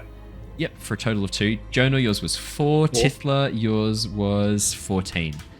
Wow. I wonder who would have more decks, Theodore or an oak stump? The Blood Oak has a rotting minus stump of a 2 to tree. dex, so it sounds like probably Only Jonor has a fair bit. just It's got a minus 2, so you've got way more. Theodore, because he's a very unphysical person. Yeah, he's very unphysical. Alrighty. Tithla, Jonor, Grinner. We're going to go in initiative order. Tithla, you're actually first. This is perfect timing. As you go for that last strength save, the strength save of 4, the vines begin pulling you and wrapping you up, pinning your arms almost to your side as they try to fully encase you and then begin lowering you towards the Blood Oak. So I can't. So no, you're not. You are restrained, but you may use your action to try and escape. Ow. Okay, well, I had a great plan. It was going to be really great until you, Owen, decided that this scenario was going to happen. Hello. I feel like the dice decided that, actually. Yeah, absolutely, it was fate. Okay, I was going to try and do ensnaring strike and shoot at the face to cover up the mouth so that I couldn't fall in the mouth. But I guess I'll just have to do a strength to try and wriggle. Okay. So what am I doing? Athletics? So at this stage, it is either a athletics or acrobatics check. Okay, well, I've got disadvantage on both, so I'll take the acrobatics. And for those playing along at home, it's disadvantage from the severe burns that Tithla suffered. That's a 10 and an 11. So we'll take the 10, unfortunately, Tithla. Yep. You are unable to escape from the vines that have wrapped themselves around you and keep you restrained. Tithla, as the vines begin lowering you towards the mouth of the blood oak, this open, jagged wooden maw, you can smell that acrid smell of rotting flesh, even stronger now. And I would say, Tithla, there's probably a moment where you feel like this is potentially not going to end well for you. Jonor. So, I also still have my Drake is still hanging out. And that goes after me. Have you summoned your Drake yet? I summoned it a bit ago and then never dismissed it.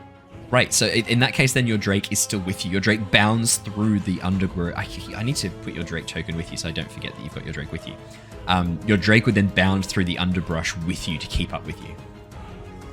Lovely. And then I believe I picked fire. That's what it says on here. Yep, then that's what it was. I believe that's right as well, actually. I do remember that. Let me chuck the fire Drake down. And then there you go. I think my Drake's going to just try and shoot, like hurt it. What can it do? It can do a bite. Are you going to try and bite at the vines, which are emerging from the stump underneath the stump of the tree? Or the tree I think the Drake itself? would try and bite at the vines that have Tithla wrapped up to try and tear her out. Okay, go for it. All right. That's the attack rolling. That's 11. 11. That does not hit the blood oak. It hits, but it doesn't do any damage. As the Drake, because it's not hard to hit a stationary fucking object, as the Drake begins to try and gnaw away at the bark of the tree, the bark seems iron strong, and it does not penetrate through. Okay. Jonor. That's it, I think. Yeah. All right, so we see Tithla. You don't dangling. see Tithla yet. No, okay, Jonor, you and Grinner, the last you heard from the clearing was this cry of alarm coming from southwest of where you guys are. Okay, and we don't know where Tithla is, so we're going to presume it's probably her. How far away is this clearing? I'm just going to start running. At this stage, you don't know. All you hear is this cry coming from the woods over towards the southwest of where you are. Rictavio, actually, I should put Rictavio on the shift order, actually. Rictavio sort of like perks his ears up, listens, and goes, Did you hear that? Yeah, that's a weird cry.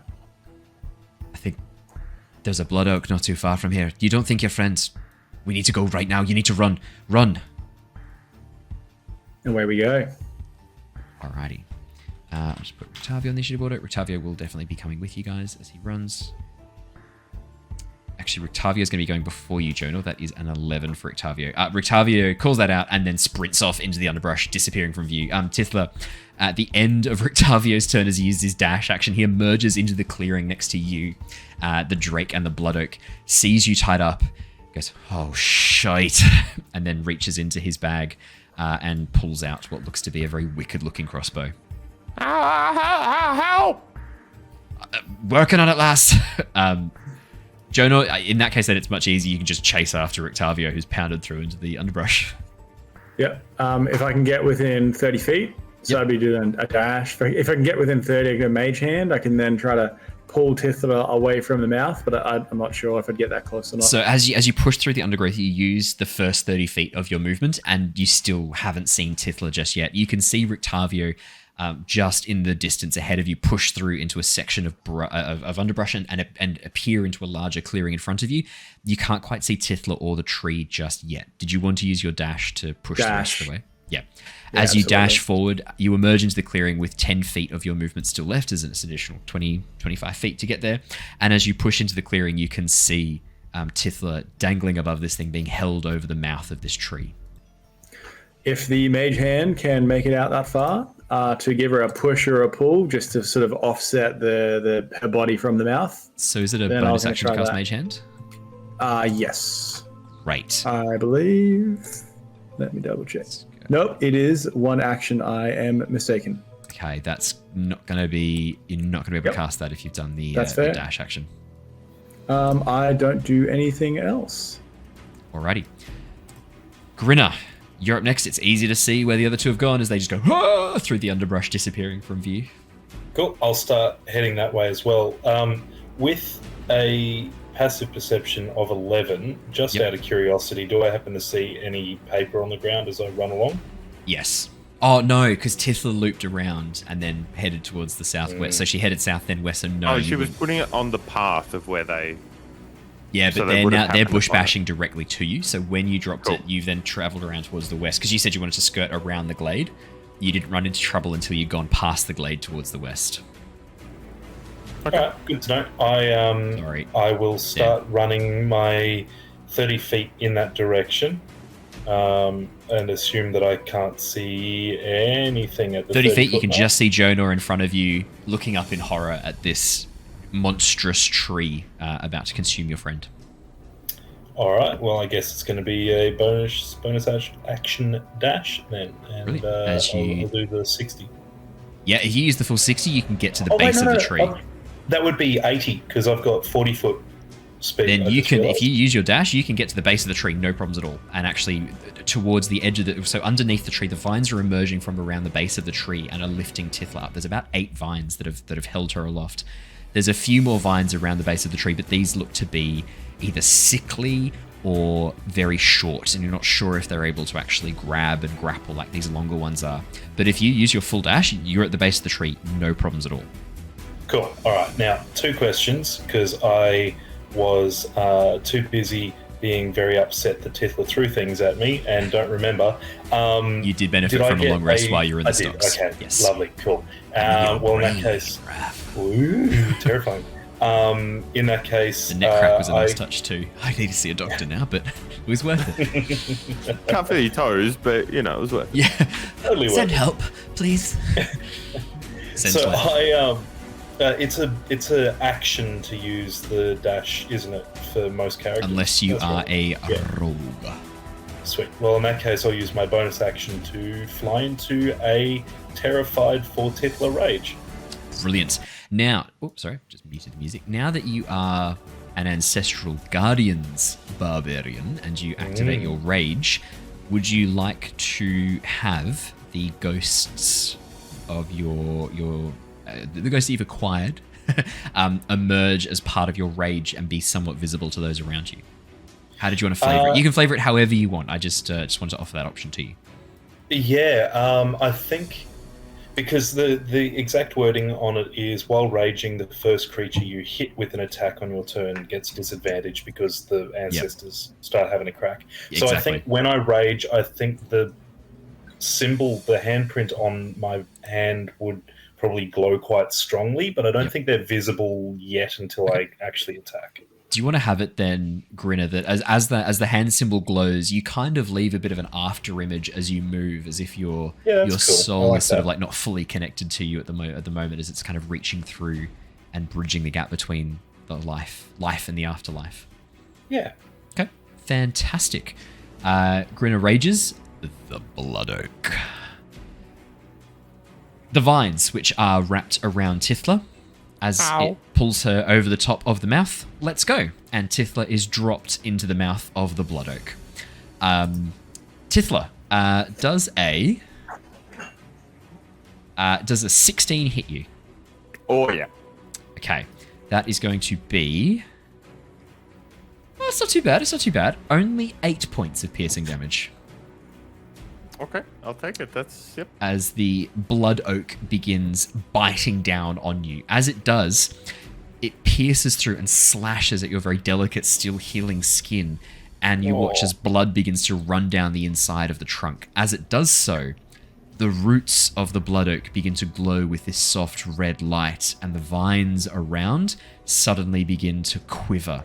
And some of those sickly-looking vines that surround the tree begin pulsing and growing stronger and more vibrant green. That's the blood oak's full go.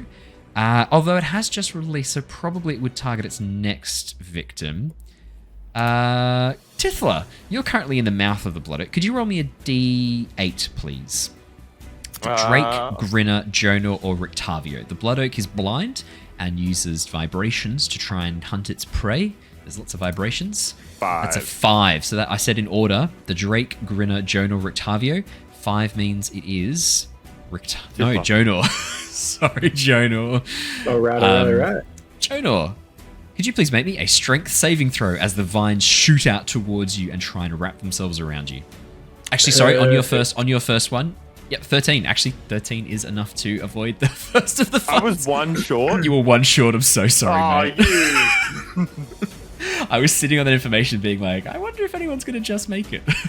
Yeah, 1 short. So the first one, it's 1 short. And then after that, once they've got you wrapped up, it's slightly harder, but only very slightly. Like, 1 slightly. Jonor. 13 would have still worked. 13 wouldn't have worked the second time around. Because meets it beats it, so 13 is the save. Yeah, so gotcha. So 14 would have got you out. Definitely. That's a shame. Well, if someone didn't make me have disadvantage. That sounds like you and your problems. It also wouldn't have helped. It was just 2 bad rolls. The dice have Jonor, spoken tonight. as the vines try and grapple around you, you like pull out your spellbook and like batter away at them and fend them off. Oh, actually, did you want to even roll it that like your prescience kind of like kicks in for a moment and you like have this moment of like Paul from Dune, the Kwisatz Haderach, where you're like, I see the way, like just dodge the vines. Yeah, sure. Let's do that. Muad'Dib and the Kwisatz Haderach. You just dodge the vines as you like have this moment of prescience where the future suddenly emerges. The golden path stretches before you, and you see the pathway through the vines that does not end in your death. As you dodge around the vines nimbly, the tree is not able to catch you. Tithla, you're no longer restrained, but you are currently in the maw of the blood oak. The first thing I need you to do is make me a constitution saving throw, please, as the smell of rotting flesh from inside this thing threatens to overwhelm you. That's fine. I don't have disadvantage on that. And I don't need disadvantage. That's a 4. That's a 4. Tithla, the first thing you do is you, and I mean as the rotten flesh of the blood, and as you drop into it, you land on this squishy, half rotten, half digested flesh. Because here's the real kicker: trees don't have digestive juices. They need to wait for things to rot on their own. So there's no natural digestion here. Well, sorry, there is natural digestion. What was that, Raph? There is now. There is now. You just threw up in there. Tithla, this is an awful situation you are in. With that Constitution saving throw failed, you are going to lose 1 sanity from being inside this thing.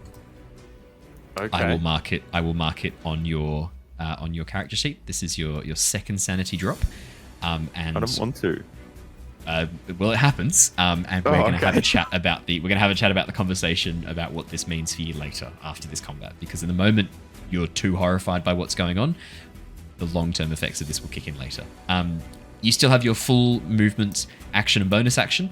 To try and climb out of this thing. Is going to use your entire movement to try and climb out of this thing. Okay.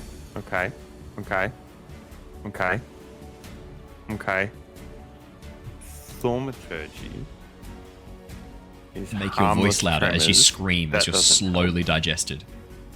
You create instantaneous sound. No, that doesn't help. Is a mouth? Yep. Not, but a doorway to the throat. So what you're going to try and let me see, like, tell me if I'm on the wrong path here, but it sounds like you're going to try and use the justification and example given in Thaumaturgy of you can make a door slam open or closed. Sounds like you're going to try and pull some kind of cockamamie bullshit to claim that a mouth is the doorway to the throats, so that you can open the mouth. Is that correct? Only if one. Well, if eyes are the windows of the soul, you know. There you go. There you go. We have it in literature. There is. And the other problem is as well, right? It's made of wood, so like you're probably thinking, well, doors are made of wood too. Oh, that hadn't even crossed my mind. Shit. Okay, it was worth a shot. Also, Haz says he's about to jump on. Oh, Yeah. amazing. Sorry, Haz, you're going to be jumping in right as we wrap up, but that's fine. I'll message you. All right. Tithla would like to cast. This is what she's going to do. Whether it works or not, that's up to you, Owen. Okay. She's going to cast Ensnaring Strike as her bonus action. Yep. And then I don't know why it rolled. That's not helpful. That's okay. That's good to know. It's good to know. Shoot at the surroundings of her to try and use that for the vines to then fill up and hopefully expand a little bit. Maybe she gets hit a little bit with it too. That's fine.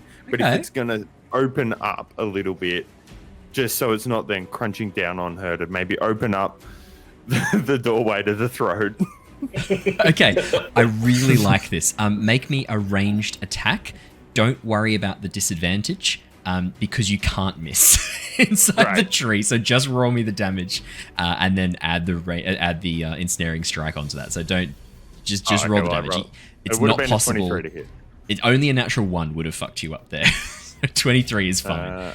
So that's 9 damage. I will mark that on the tree. Plus what I just rolled before of the 3. Plus 3, so it's a total of 12. Sorry, the ensnaring strike.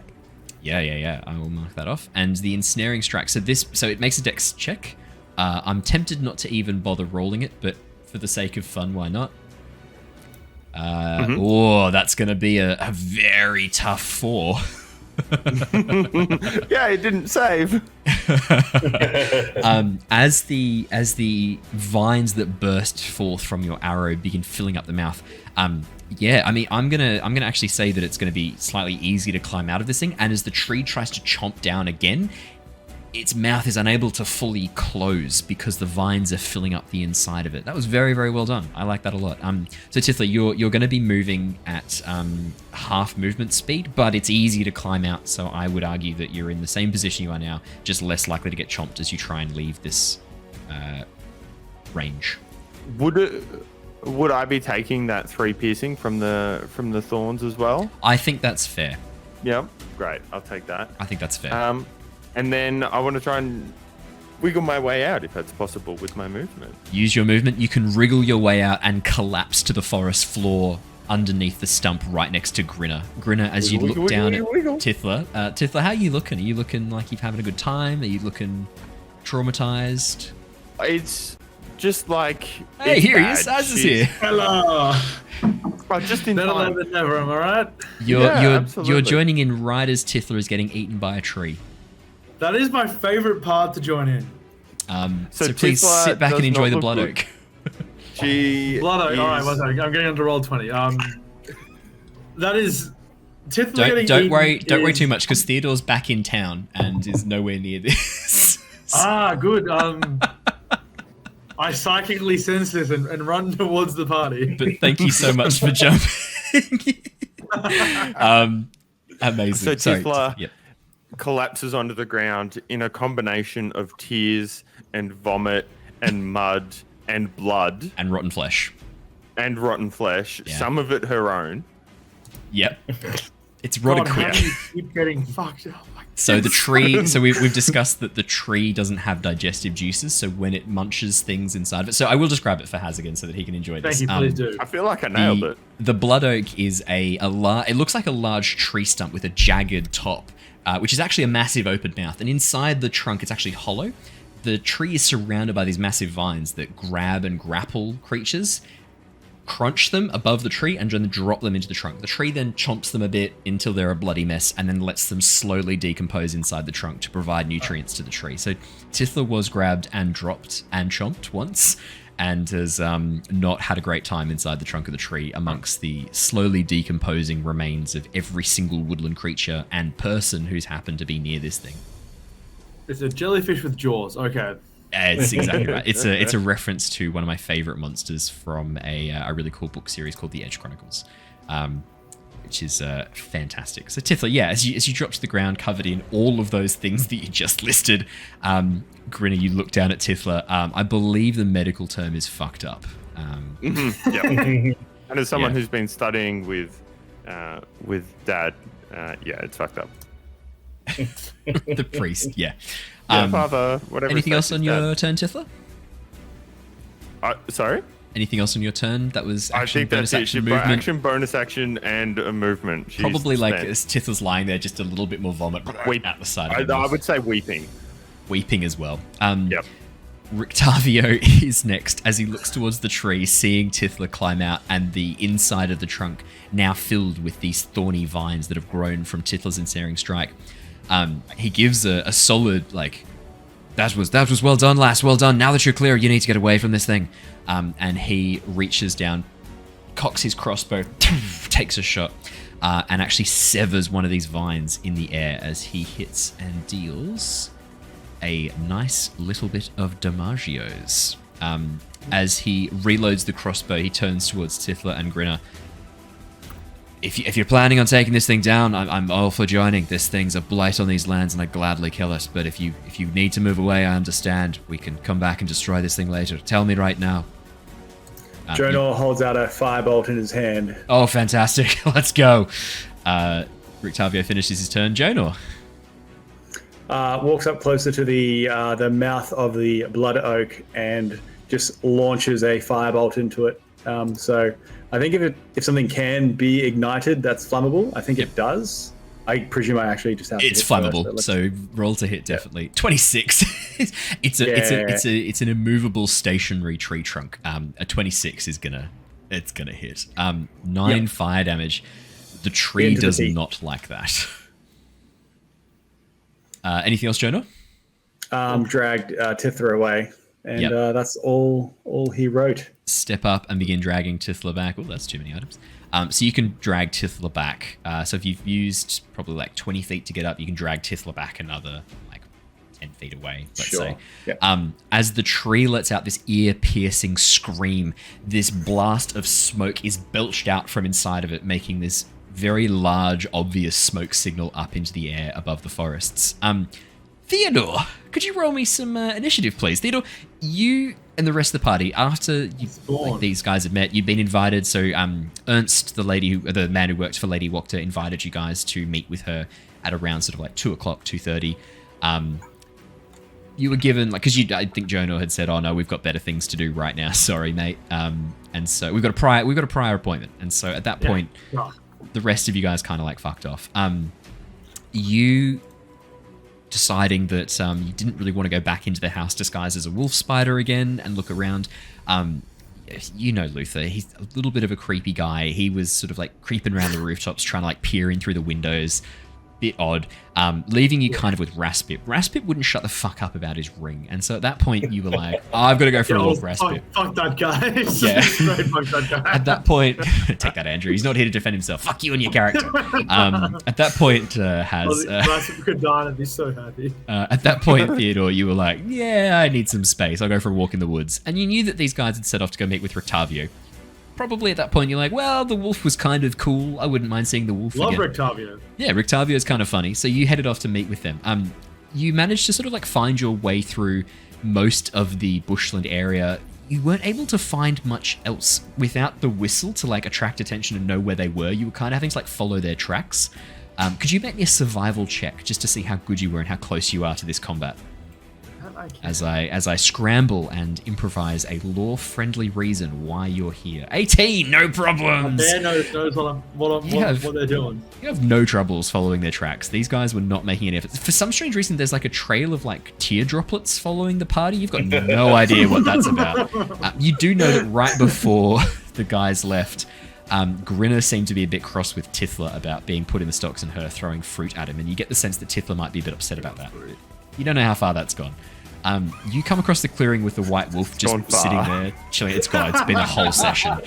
Like, the words "you're dead to me" have been spoken at least 8 times. It got to the point where Father Lucian Petrovich stepped in to try and mediate, and then ended up calling Grinner a salty boy. So it's been fun because of Tithla's tears. So it's been good. Salty boy. Salty boy. Not canonly. I immediately rescinded that because that's not something he would say. Theodore, you've been hanging out with the white wolf for about 2 minutes now. Like, as you wander into the clearing, they're not here. You're like, oh, they'll probably come back. You can't hear too much else. Then you hear this from the tree. Enjoy that sound, everybody. Headphone listeners, I apologize. That was too far. I just got a notification from my sound input that I've exceeded the maximum safe decibel limit. Sorry about that.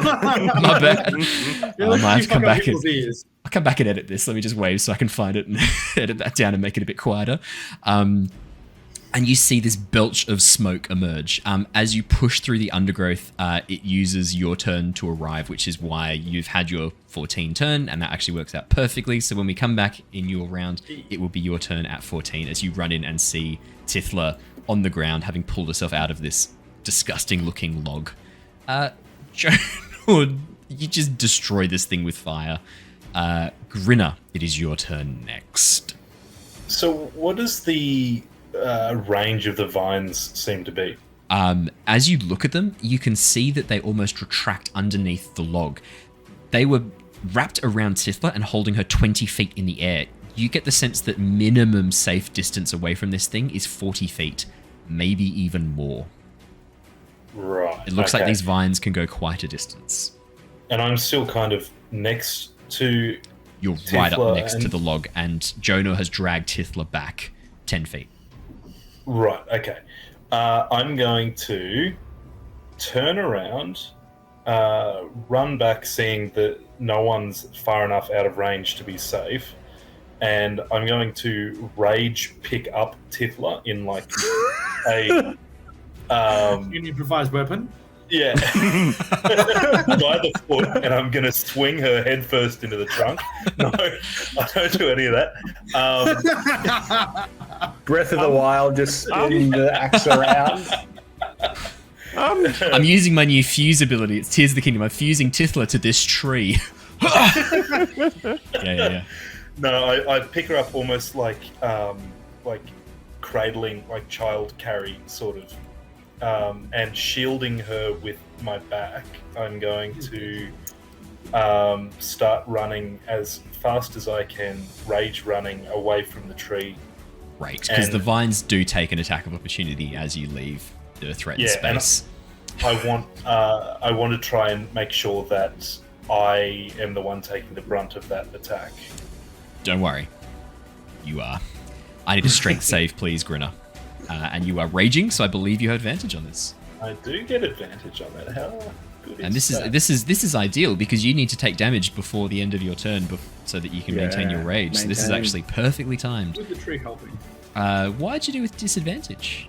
Oh, that's advantage. 16 and 9. Advantage. 16 is perfect. That is enough.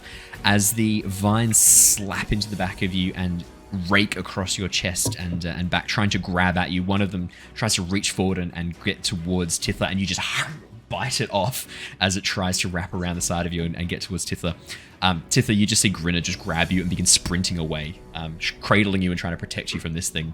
Grinner, you may use your full movement, all 30 feet, to get away from this thing. I would like to action dash 60. 40 feet, yeah? 40 feet, sorry. Yes, your movement speed is 40. My apologies. Am I slowed down carrying Tithla? No, Tithla weighs like nothing. What's your strength score? It's like 16, right? It's 17. 17. Tithla weighs and like what? Tithla lost half of her body mass to fire. So come on. Tithla probably weighs what, like 20 kilos? Yeah, I don't want to be a pie. Grinner, if you wanted to, you could use your action to dash. Totally. Well, it depends. Am I out of range now, or am I still within range? You don't know, because the problem is you don't know how long these vines can go. All right, I'll do the dash then. Okay. As you dash 60 feet away, and do you say anything to Tithla? I kind of look at her, and my face is just still quite blank. Like, There's no emotion, no input at all. I just stare at her as I run. That's a bit creepy, actually. As you're just like cradling and looking down, just like going. As you, for podcast listeners, blank face. as you just run, not looking where you're going, and like almost blank crash. Face, not black face. Blank face. Very different. Great. Well, it's the Blood Oaks go. Had to go at Jonor. Now there's fresh prey that's arrived. In fact, the freshest prey. Tithla, you're still really hurt. Could you roll me a d8, please? Always. Anything for you. So 1-2 for the Drake, 3-4 for Jonor, 5-6 for Octavio, 7-8 for Theodore. Oh, the Drake. I'm so sorry. One that I've rolled. That's another one.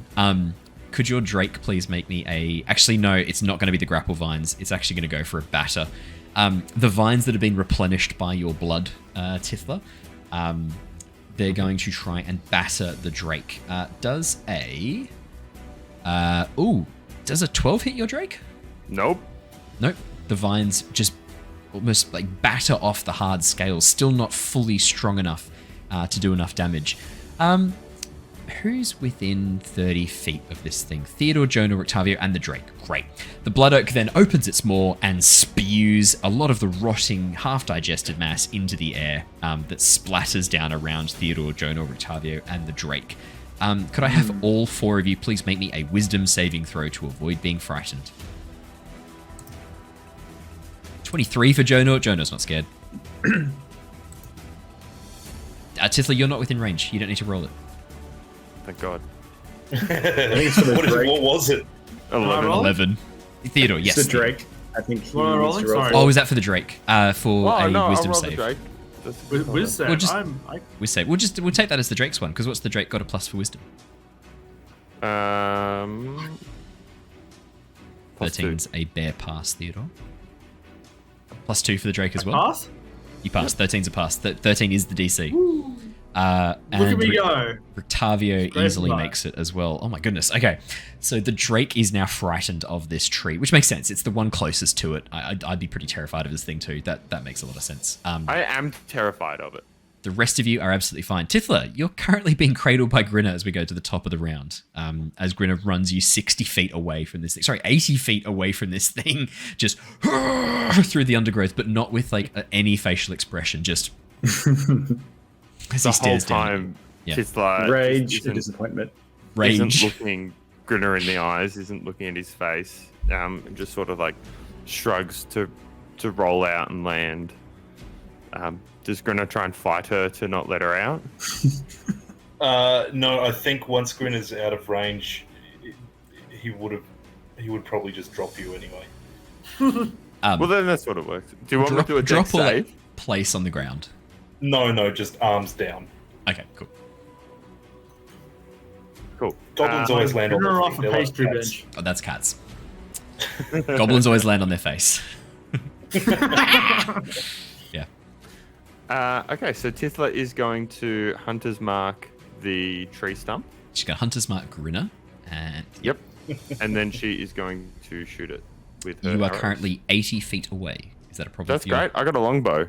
Fantastic. Just wanted to double check.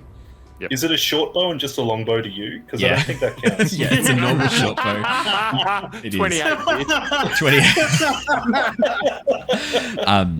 28. I'm sorry, but 28's just... No, 28 obviously hits a stationary you immobile suck. tree. 7 damage. Nice. Plus And would you like to roll Hunter's 6 Mark on damage? the Hunter's Mark. 6! Oh, boom. Brilliant. Anything else in your turn, Tithla? No, that'll do. I don't think I get a second attack unless I use a bonus action. Oh, Grinner's So- actually no longer raging because Grinner, you didn't take any damage from the tree because you passed your strength save. So Grinner, True. your rage has Okay. ended. Theodore! Cool. Oh, sorry. Then the Drake, sorry. and the Drake's just Oh, going the to Drake. move. Yep, Because the Drake's just Drake is gonna move. afraid. The Drake is going to use its movement to get away. The tree is not going to take an attack of opportunity. Cool. The Drake has 40 feet, so Almost halfway. Yep, halfway between you and the rest. Theodore.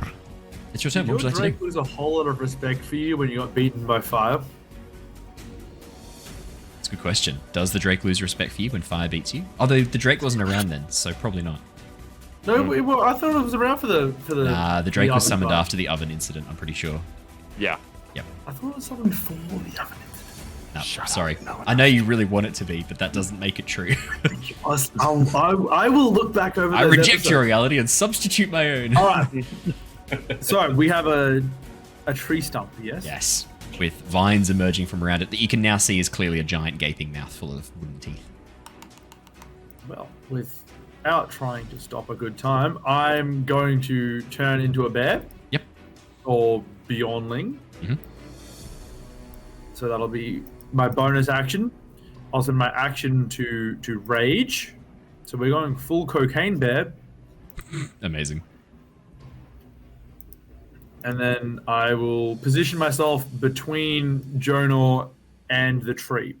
Fantastic. Brilliant. I'll just move you there. Brilliant. As you rush forward, pushing past Jonor and taking this defensive stance between him and the tree, Rictavio, sort of seeing out of the corner of your eye, you emerge and then transform into this bear-elk hybrid, goes, right, okay. That's a thing. He then lowers his crossbow, aims over the top of you, and takes out another one of these vines that are trying to grab onto you guys, as he deals quite another bit of damage. Jonor! Oh my god. Just kill it with fire. Another fire coming on.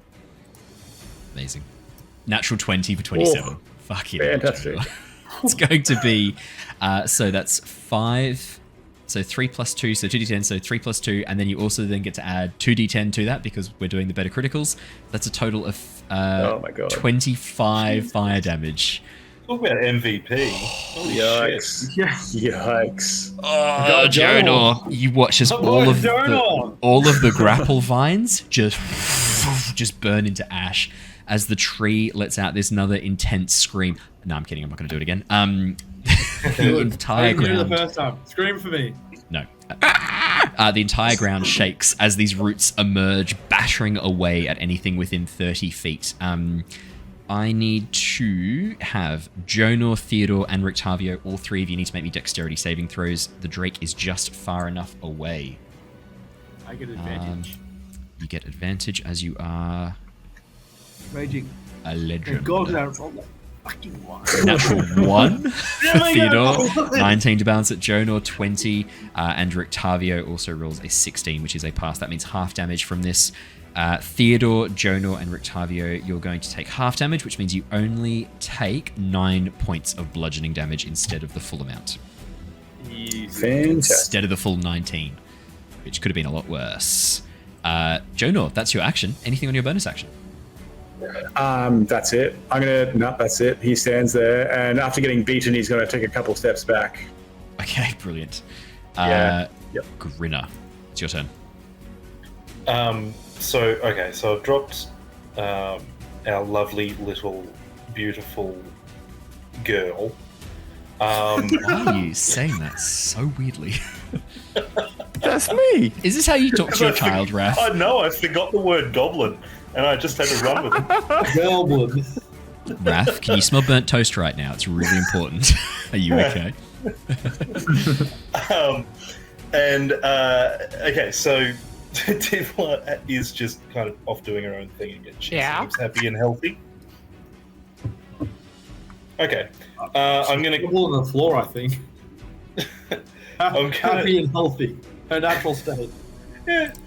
I'll just kind of look at her and shake my head a little bit, and then turn around and run straight back towards the fight, I guess. Amazing. Fantastic. My full 80 feet to get back to it. Yep, right up next to it again. As you sprint off, you come back, all those grapple vines are gone, and you're like, oh, well, I could have run a bit shorter, couldn't I? As they've been burned up by Jonor. I also forgot you missed an incredible Dune reference where Jonor dodged all of these vines, and we're like, in that moment, he's suddenly like the Kwisatz Haderach, the Golden Path emerged, and he's just dodging around these vines as he sees his way forwards, not to be killed by the tree. Spicy boy. I know you're a big fan of Dune, as Jonor Muad'Dib dodges the vines of danger. Divination perks. Very big upgrade. Yeah, Divination exactly Wizard to Space Jesus. Exactly right. I'm looking forward for when his son becomes a giant sandworm and lives for 1,000,000 years. Just like is a thing. The ending That's of the Dune is character arc we weird. need. Yeah, it's really weird, guys. Dune gets weird as time goes on. Like book 3 onwards. As books go on. So Stop weird. at book 2. It's so weird. Stop at book 2. Stop it. Or Stop book book 1. 2. Stop at June. Stop at June. June's perfect. Don't ruin it by reading any others. Yeah. No, I like up to Children of Dune, and I think Dune Messiah is about where I'm like, yeah, this is weird now. I'm okay. I've read 2, and it took me about 5 years after reading the first one to even read the second one. Yeah, fair. That's very fair. The Blood Oak Grinner, unless there's anything else on your turn. I can't. I can fly back into another rage. Now that your precious little goblin girl is saved. Sorry, now that your precious little girl is saved, you fly back into a barbarian Beautiful rage. girl, I think it was. The tree can no longer do its long range grapple, which means it's just going to have to focus on the 2 fuckers right in front of it, Grinner and Theodore. Grinner does a... Ooh, I'm guessing a 17 hits you, Grinner? Yes. Yep. Okay. And Theodore, in your Bearling form, I almost forgot the name, and changed it to a very Norse pronunciation of Bearling. In your Bearling form, Bearling does a 16. I don't think that hits, does it? It barely hits. Oh, fuck. That's the worst. Grinner and Theodore, you're 15's both... my best at. 15. Grinner and Theodore, you're both going to take damage from this then. Grinner, that is going to be 16 points of bludgeoning damage, Grinner, as the vines around the tree batter at you. That's not as bad then, only 8 damage. Theodore, I've rolled much worse damage for you, as in it's not as bad, I should say. Sorry, it's as in like it's much worse for the yeah. It's rolled inadequate damage. That is only going to be it's only 7 points of bludgeoning damage. So then I take half because I'm angry. You're raging too. Could have been so much worse. Cocaine Bear. Cocaine Bear takes half damage. Yeah, as you only take 3 points of damage from that. Oh, it could be so much worse. Oh, well, whatever. That's what happens when you roll 2 2s. Tithla, it's your turn next, back at the top of the round.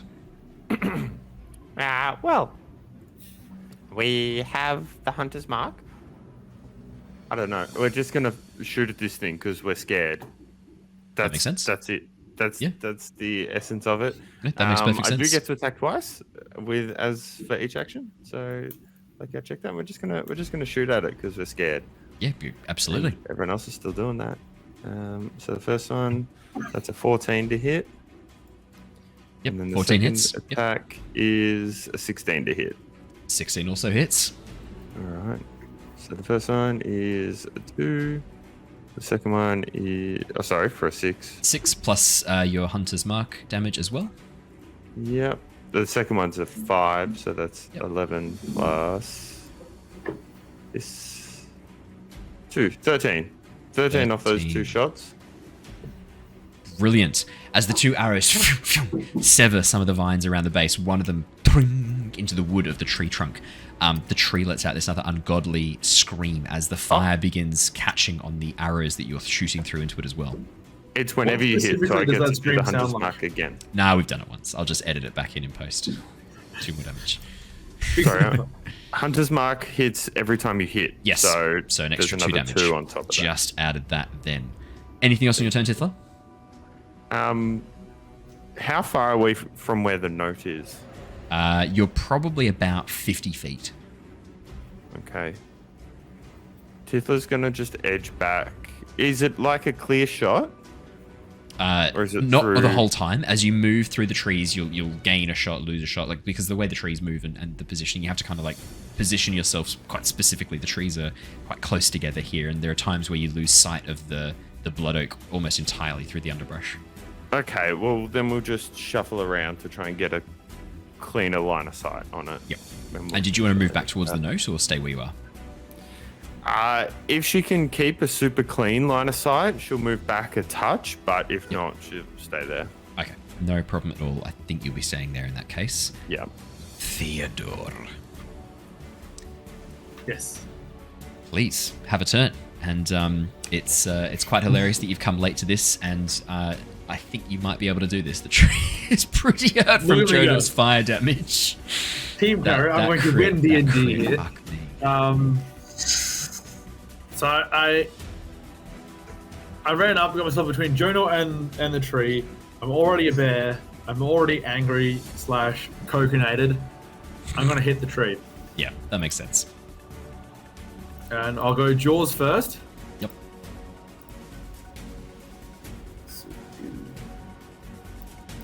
Bite. Oh, look. 24. Close. Yeah, it hits. Yeah, it definitely hits, obviously. 24 definitely hits. 11 piercing damage. Plus Amazing. 2 for the rage. Yep, 13 piercing damage.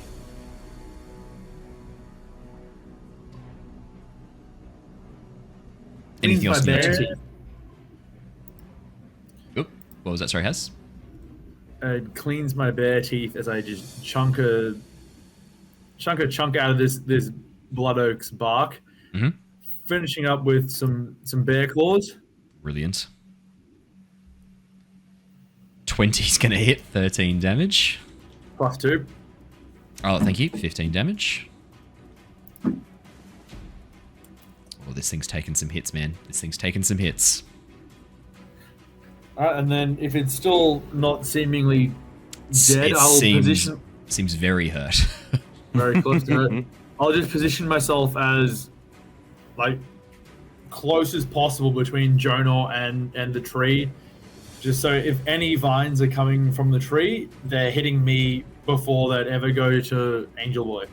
Brilliant. Just stand behind the fluffy bear, and just like, peering around the sides. Rictavio is also going to move back next to Jonor. As he stares through, looking down at the tree, he turns towards you, Jonor. You want to be a bit careful with the fire damage at this point onwards. The tree, if you damage it too much, is liable to explode. We need to be a bit careful. Yeah, okay, noted. Rictavio is then going to take a quick look back at Tithla. Tithla, how hurt are you? We're actually okay. You're actually okay? It's more emotional damage. It's more emotional damage. Given that you are kind of covered and we're inside the tree, though, I will quickly... Look, I'll tell you what, I'll roll a perception check to see if Rictavio can see who's the most hurt here.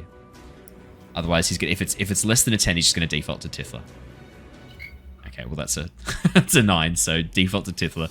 He's going to do a Cure Wounds on you, Tithla. He'll move back the full way and cast a Cure Wounds on you. You will regain 8 hit points. Oh, nice. Nearly back to full. As he pats you and begins like casting his magic. Are you okay, lass? You were inside that thing for a good long moment there. Are you okay? Yeah. No, I'm not hurt. Okay, good. I'm fantastic. I'm not please. okay, but I'm not hurt. Oh, okay. Jonor, you'll go next. He thinks about what he can do, and he heals the firebolt up, and he runs out of options and just moves away. Look at that guy, you're even there. That's there on the back. You just move back to Tithla and Rictavio. Just like shuffle back and be like, yeah, man, I've got fire, and that's kind of it. You don't have any other spells? Nah. No, just fire. That's it. That's actually all that he does. Grinner. Grinner, it's your turn. It's your time to shine. Is it? I would like if to... If it blows up, it blows up. I have 10 HP. We'll all be fine. Work your magic, Jonor. I can't get more burnt. What's done is done. Well, to be fair, she's at 95%. There is still that 5% left. Inside her. Yeah. I hand over to Grinner. All right, I'm going to punch a tree. I'm just going to straight up punch a tree. Okay. My guy. With my punch. My man. With my punch. My man. So that's a natural 1 for the first strike. Very good to know that I get 2 hits now at my level. And did you want to, just before you go too much further, Grinner, remember that you are a barbarian and you can recklessly attack to have advantage on these strikes as well. You've always used it in the past, so I wanted to quickly check. You have to declare it in advance. Yeah, you do. But I'm happy to give you a quick break because you've done it every single time so far. So if you wanted to have recklessly attacked, you can. All right. Okay. So we'll count that as my. So the first one, 15 hits, 5 damage. And did you want to make another attack? I will, yes. I 17? think, yeah, I don't get You can reckless on this. every single one. And if you've already done a that 1, right? you may as well do it on all of them because they have advantage do it. against you now. So there's no down. If you're going to do it against one, you do it against all Keep of them. swinging. 10. So we'll take the first one, which is 17 for damage because we always take the first damage. 1 over. Grinner, how do you want to do this? I'm just It's a going very dramatic to... head turn from Haz there. Podcast, this is Haz was facing the other way, and as I said, how do you want to do this? Haz went like blue steeled it back into camera frame. I'm going to go just full ham on this thing. I think I'm rage pulling it apart. So I'm going to like hit, and when I see that my punches have caused it to splinter, I'm going to start ripping into it and actually pulling it apart properly. Okay. So, yeah, as you begin just like tearing this thing apart, screaming, raging, as the ghosts around you, these like ghostly hands begin like joining in the tiny forms I love that. Yeah. of Thorn and Rose, like pulling bits off it as well as they join in. You guys, as Grinner summons these spirits with his rage, you all see them briefly, not in full detail. They look kind of like slightly translucent, a bit smoky and a bit foggy, as if you can't quite make out their faces, if they're sort of like made of the mist itself. But to Grinner, they look crystal clear, and they begin tearing into this tree as well. Grinner, as you begin tearing it apart, in the very center of it is this pulsing red mass that's beating faster and faster. And as you rip into it and tear this out, suddenly the entire tree goes limp. And the vines just flop to the ground like wet noodles. That's a fun description. As you're holding this beating thing that's beating faster and faster and faster, what would you like to do? I'm going to rage bite it. You're going to rage bite it. Okay. As you bite down. There's a sudden blinding flash as Grinner bites into this, and a soft as this thing detonates. Grinner and Theodore, what did you think was going to happen? No, it's not the least human Why thing not? Grinner and Theodore, I need you both to make me dexterity saving throws. Grinner, you're going to be making this with disadvantage on account of you putting this in your face. I got 11. 11, Thanks, that's Grinner. not enough. Grinner, would you like to roll me a dexterity? 18. If you can roll... Oh, it's a 5, it's undone it. I think it's only fair... It's only fair that Haz rolls this damage for everyone. Could you please roll me 4d6? Slash Oh, R. that's fine. That's nothing. It's not that bad. It could be a lot worse. Oh, mate. Fucking bullshit damage. Roll better.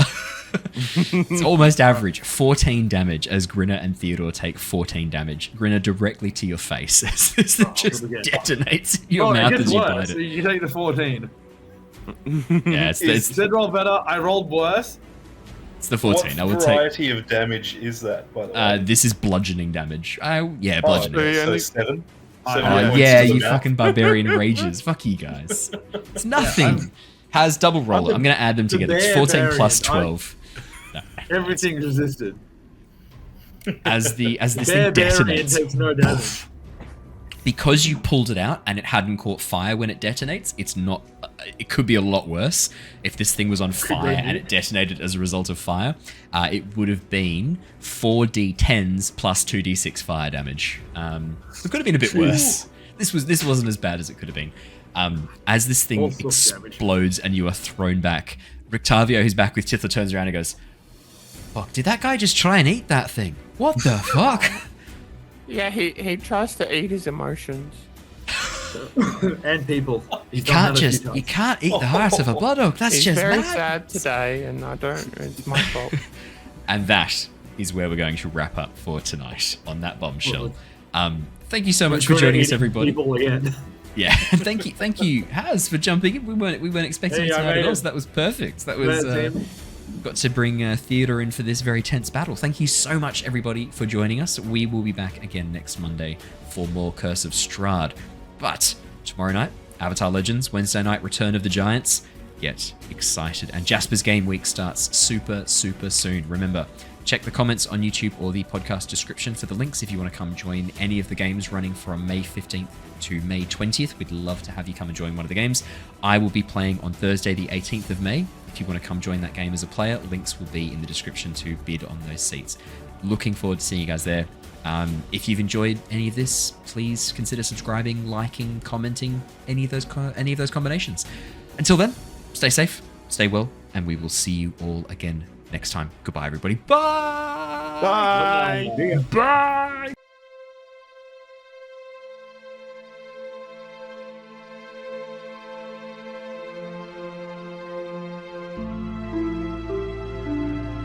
Bye.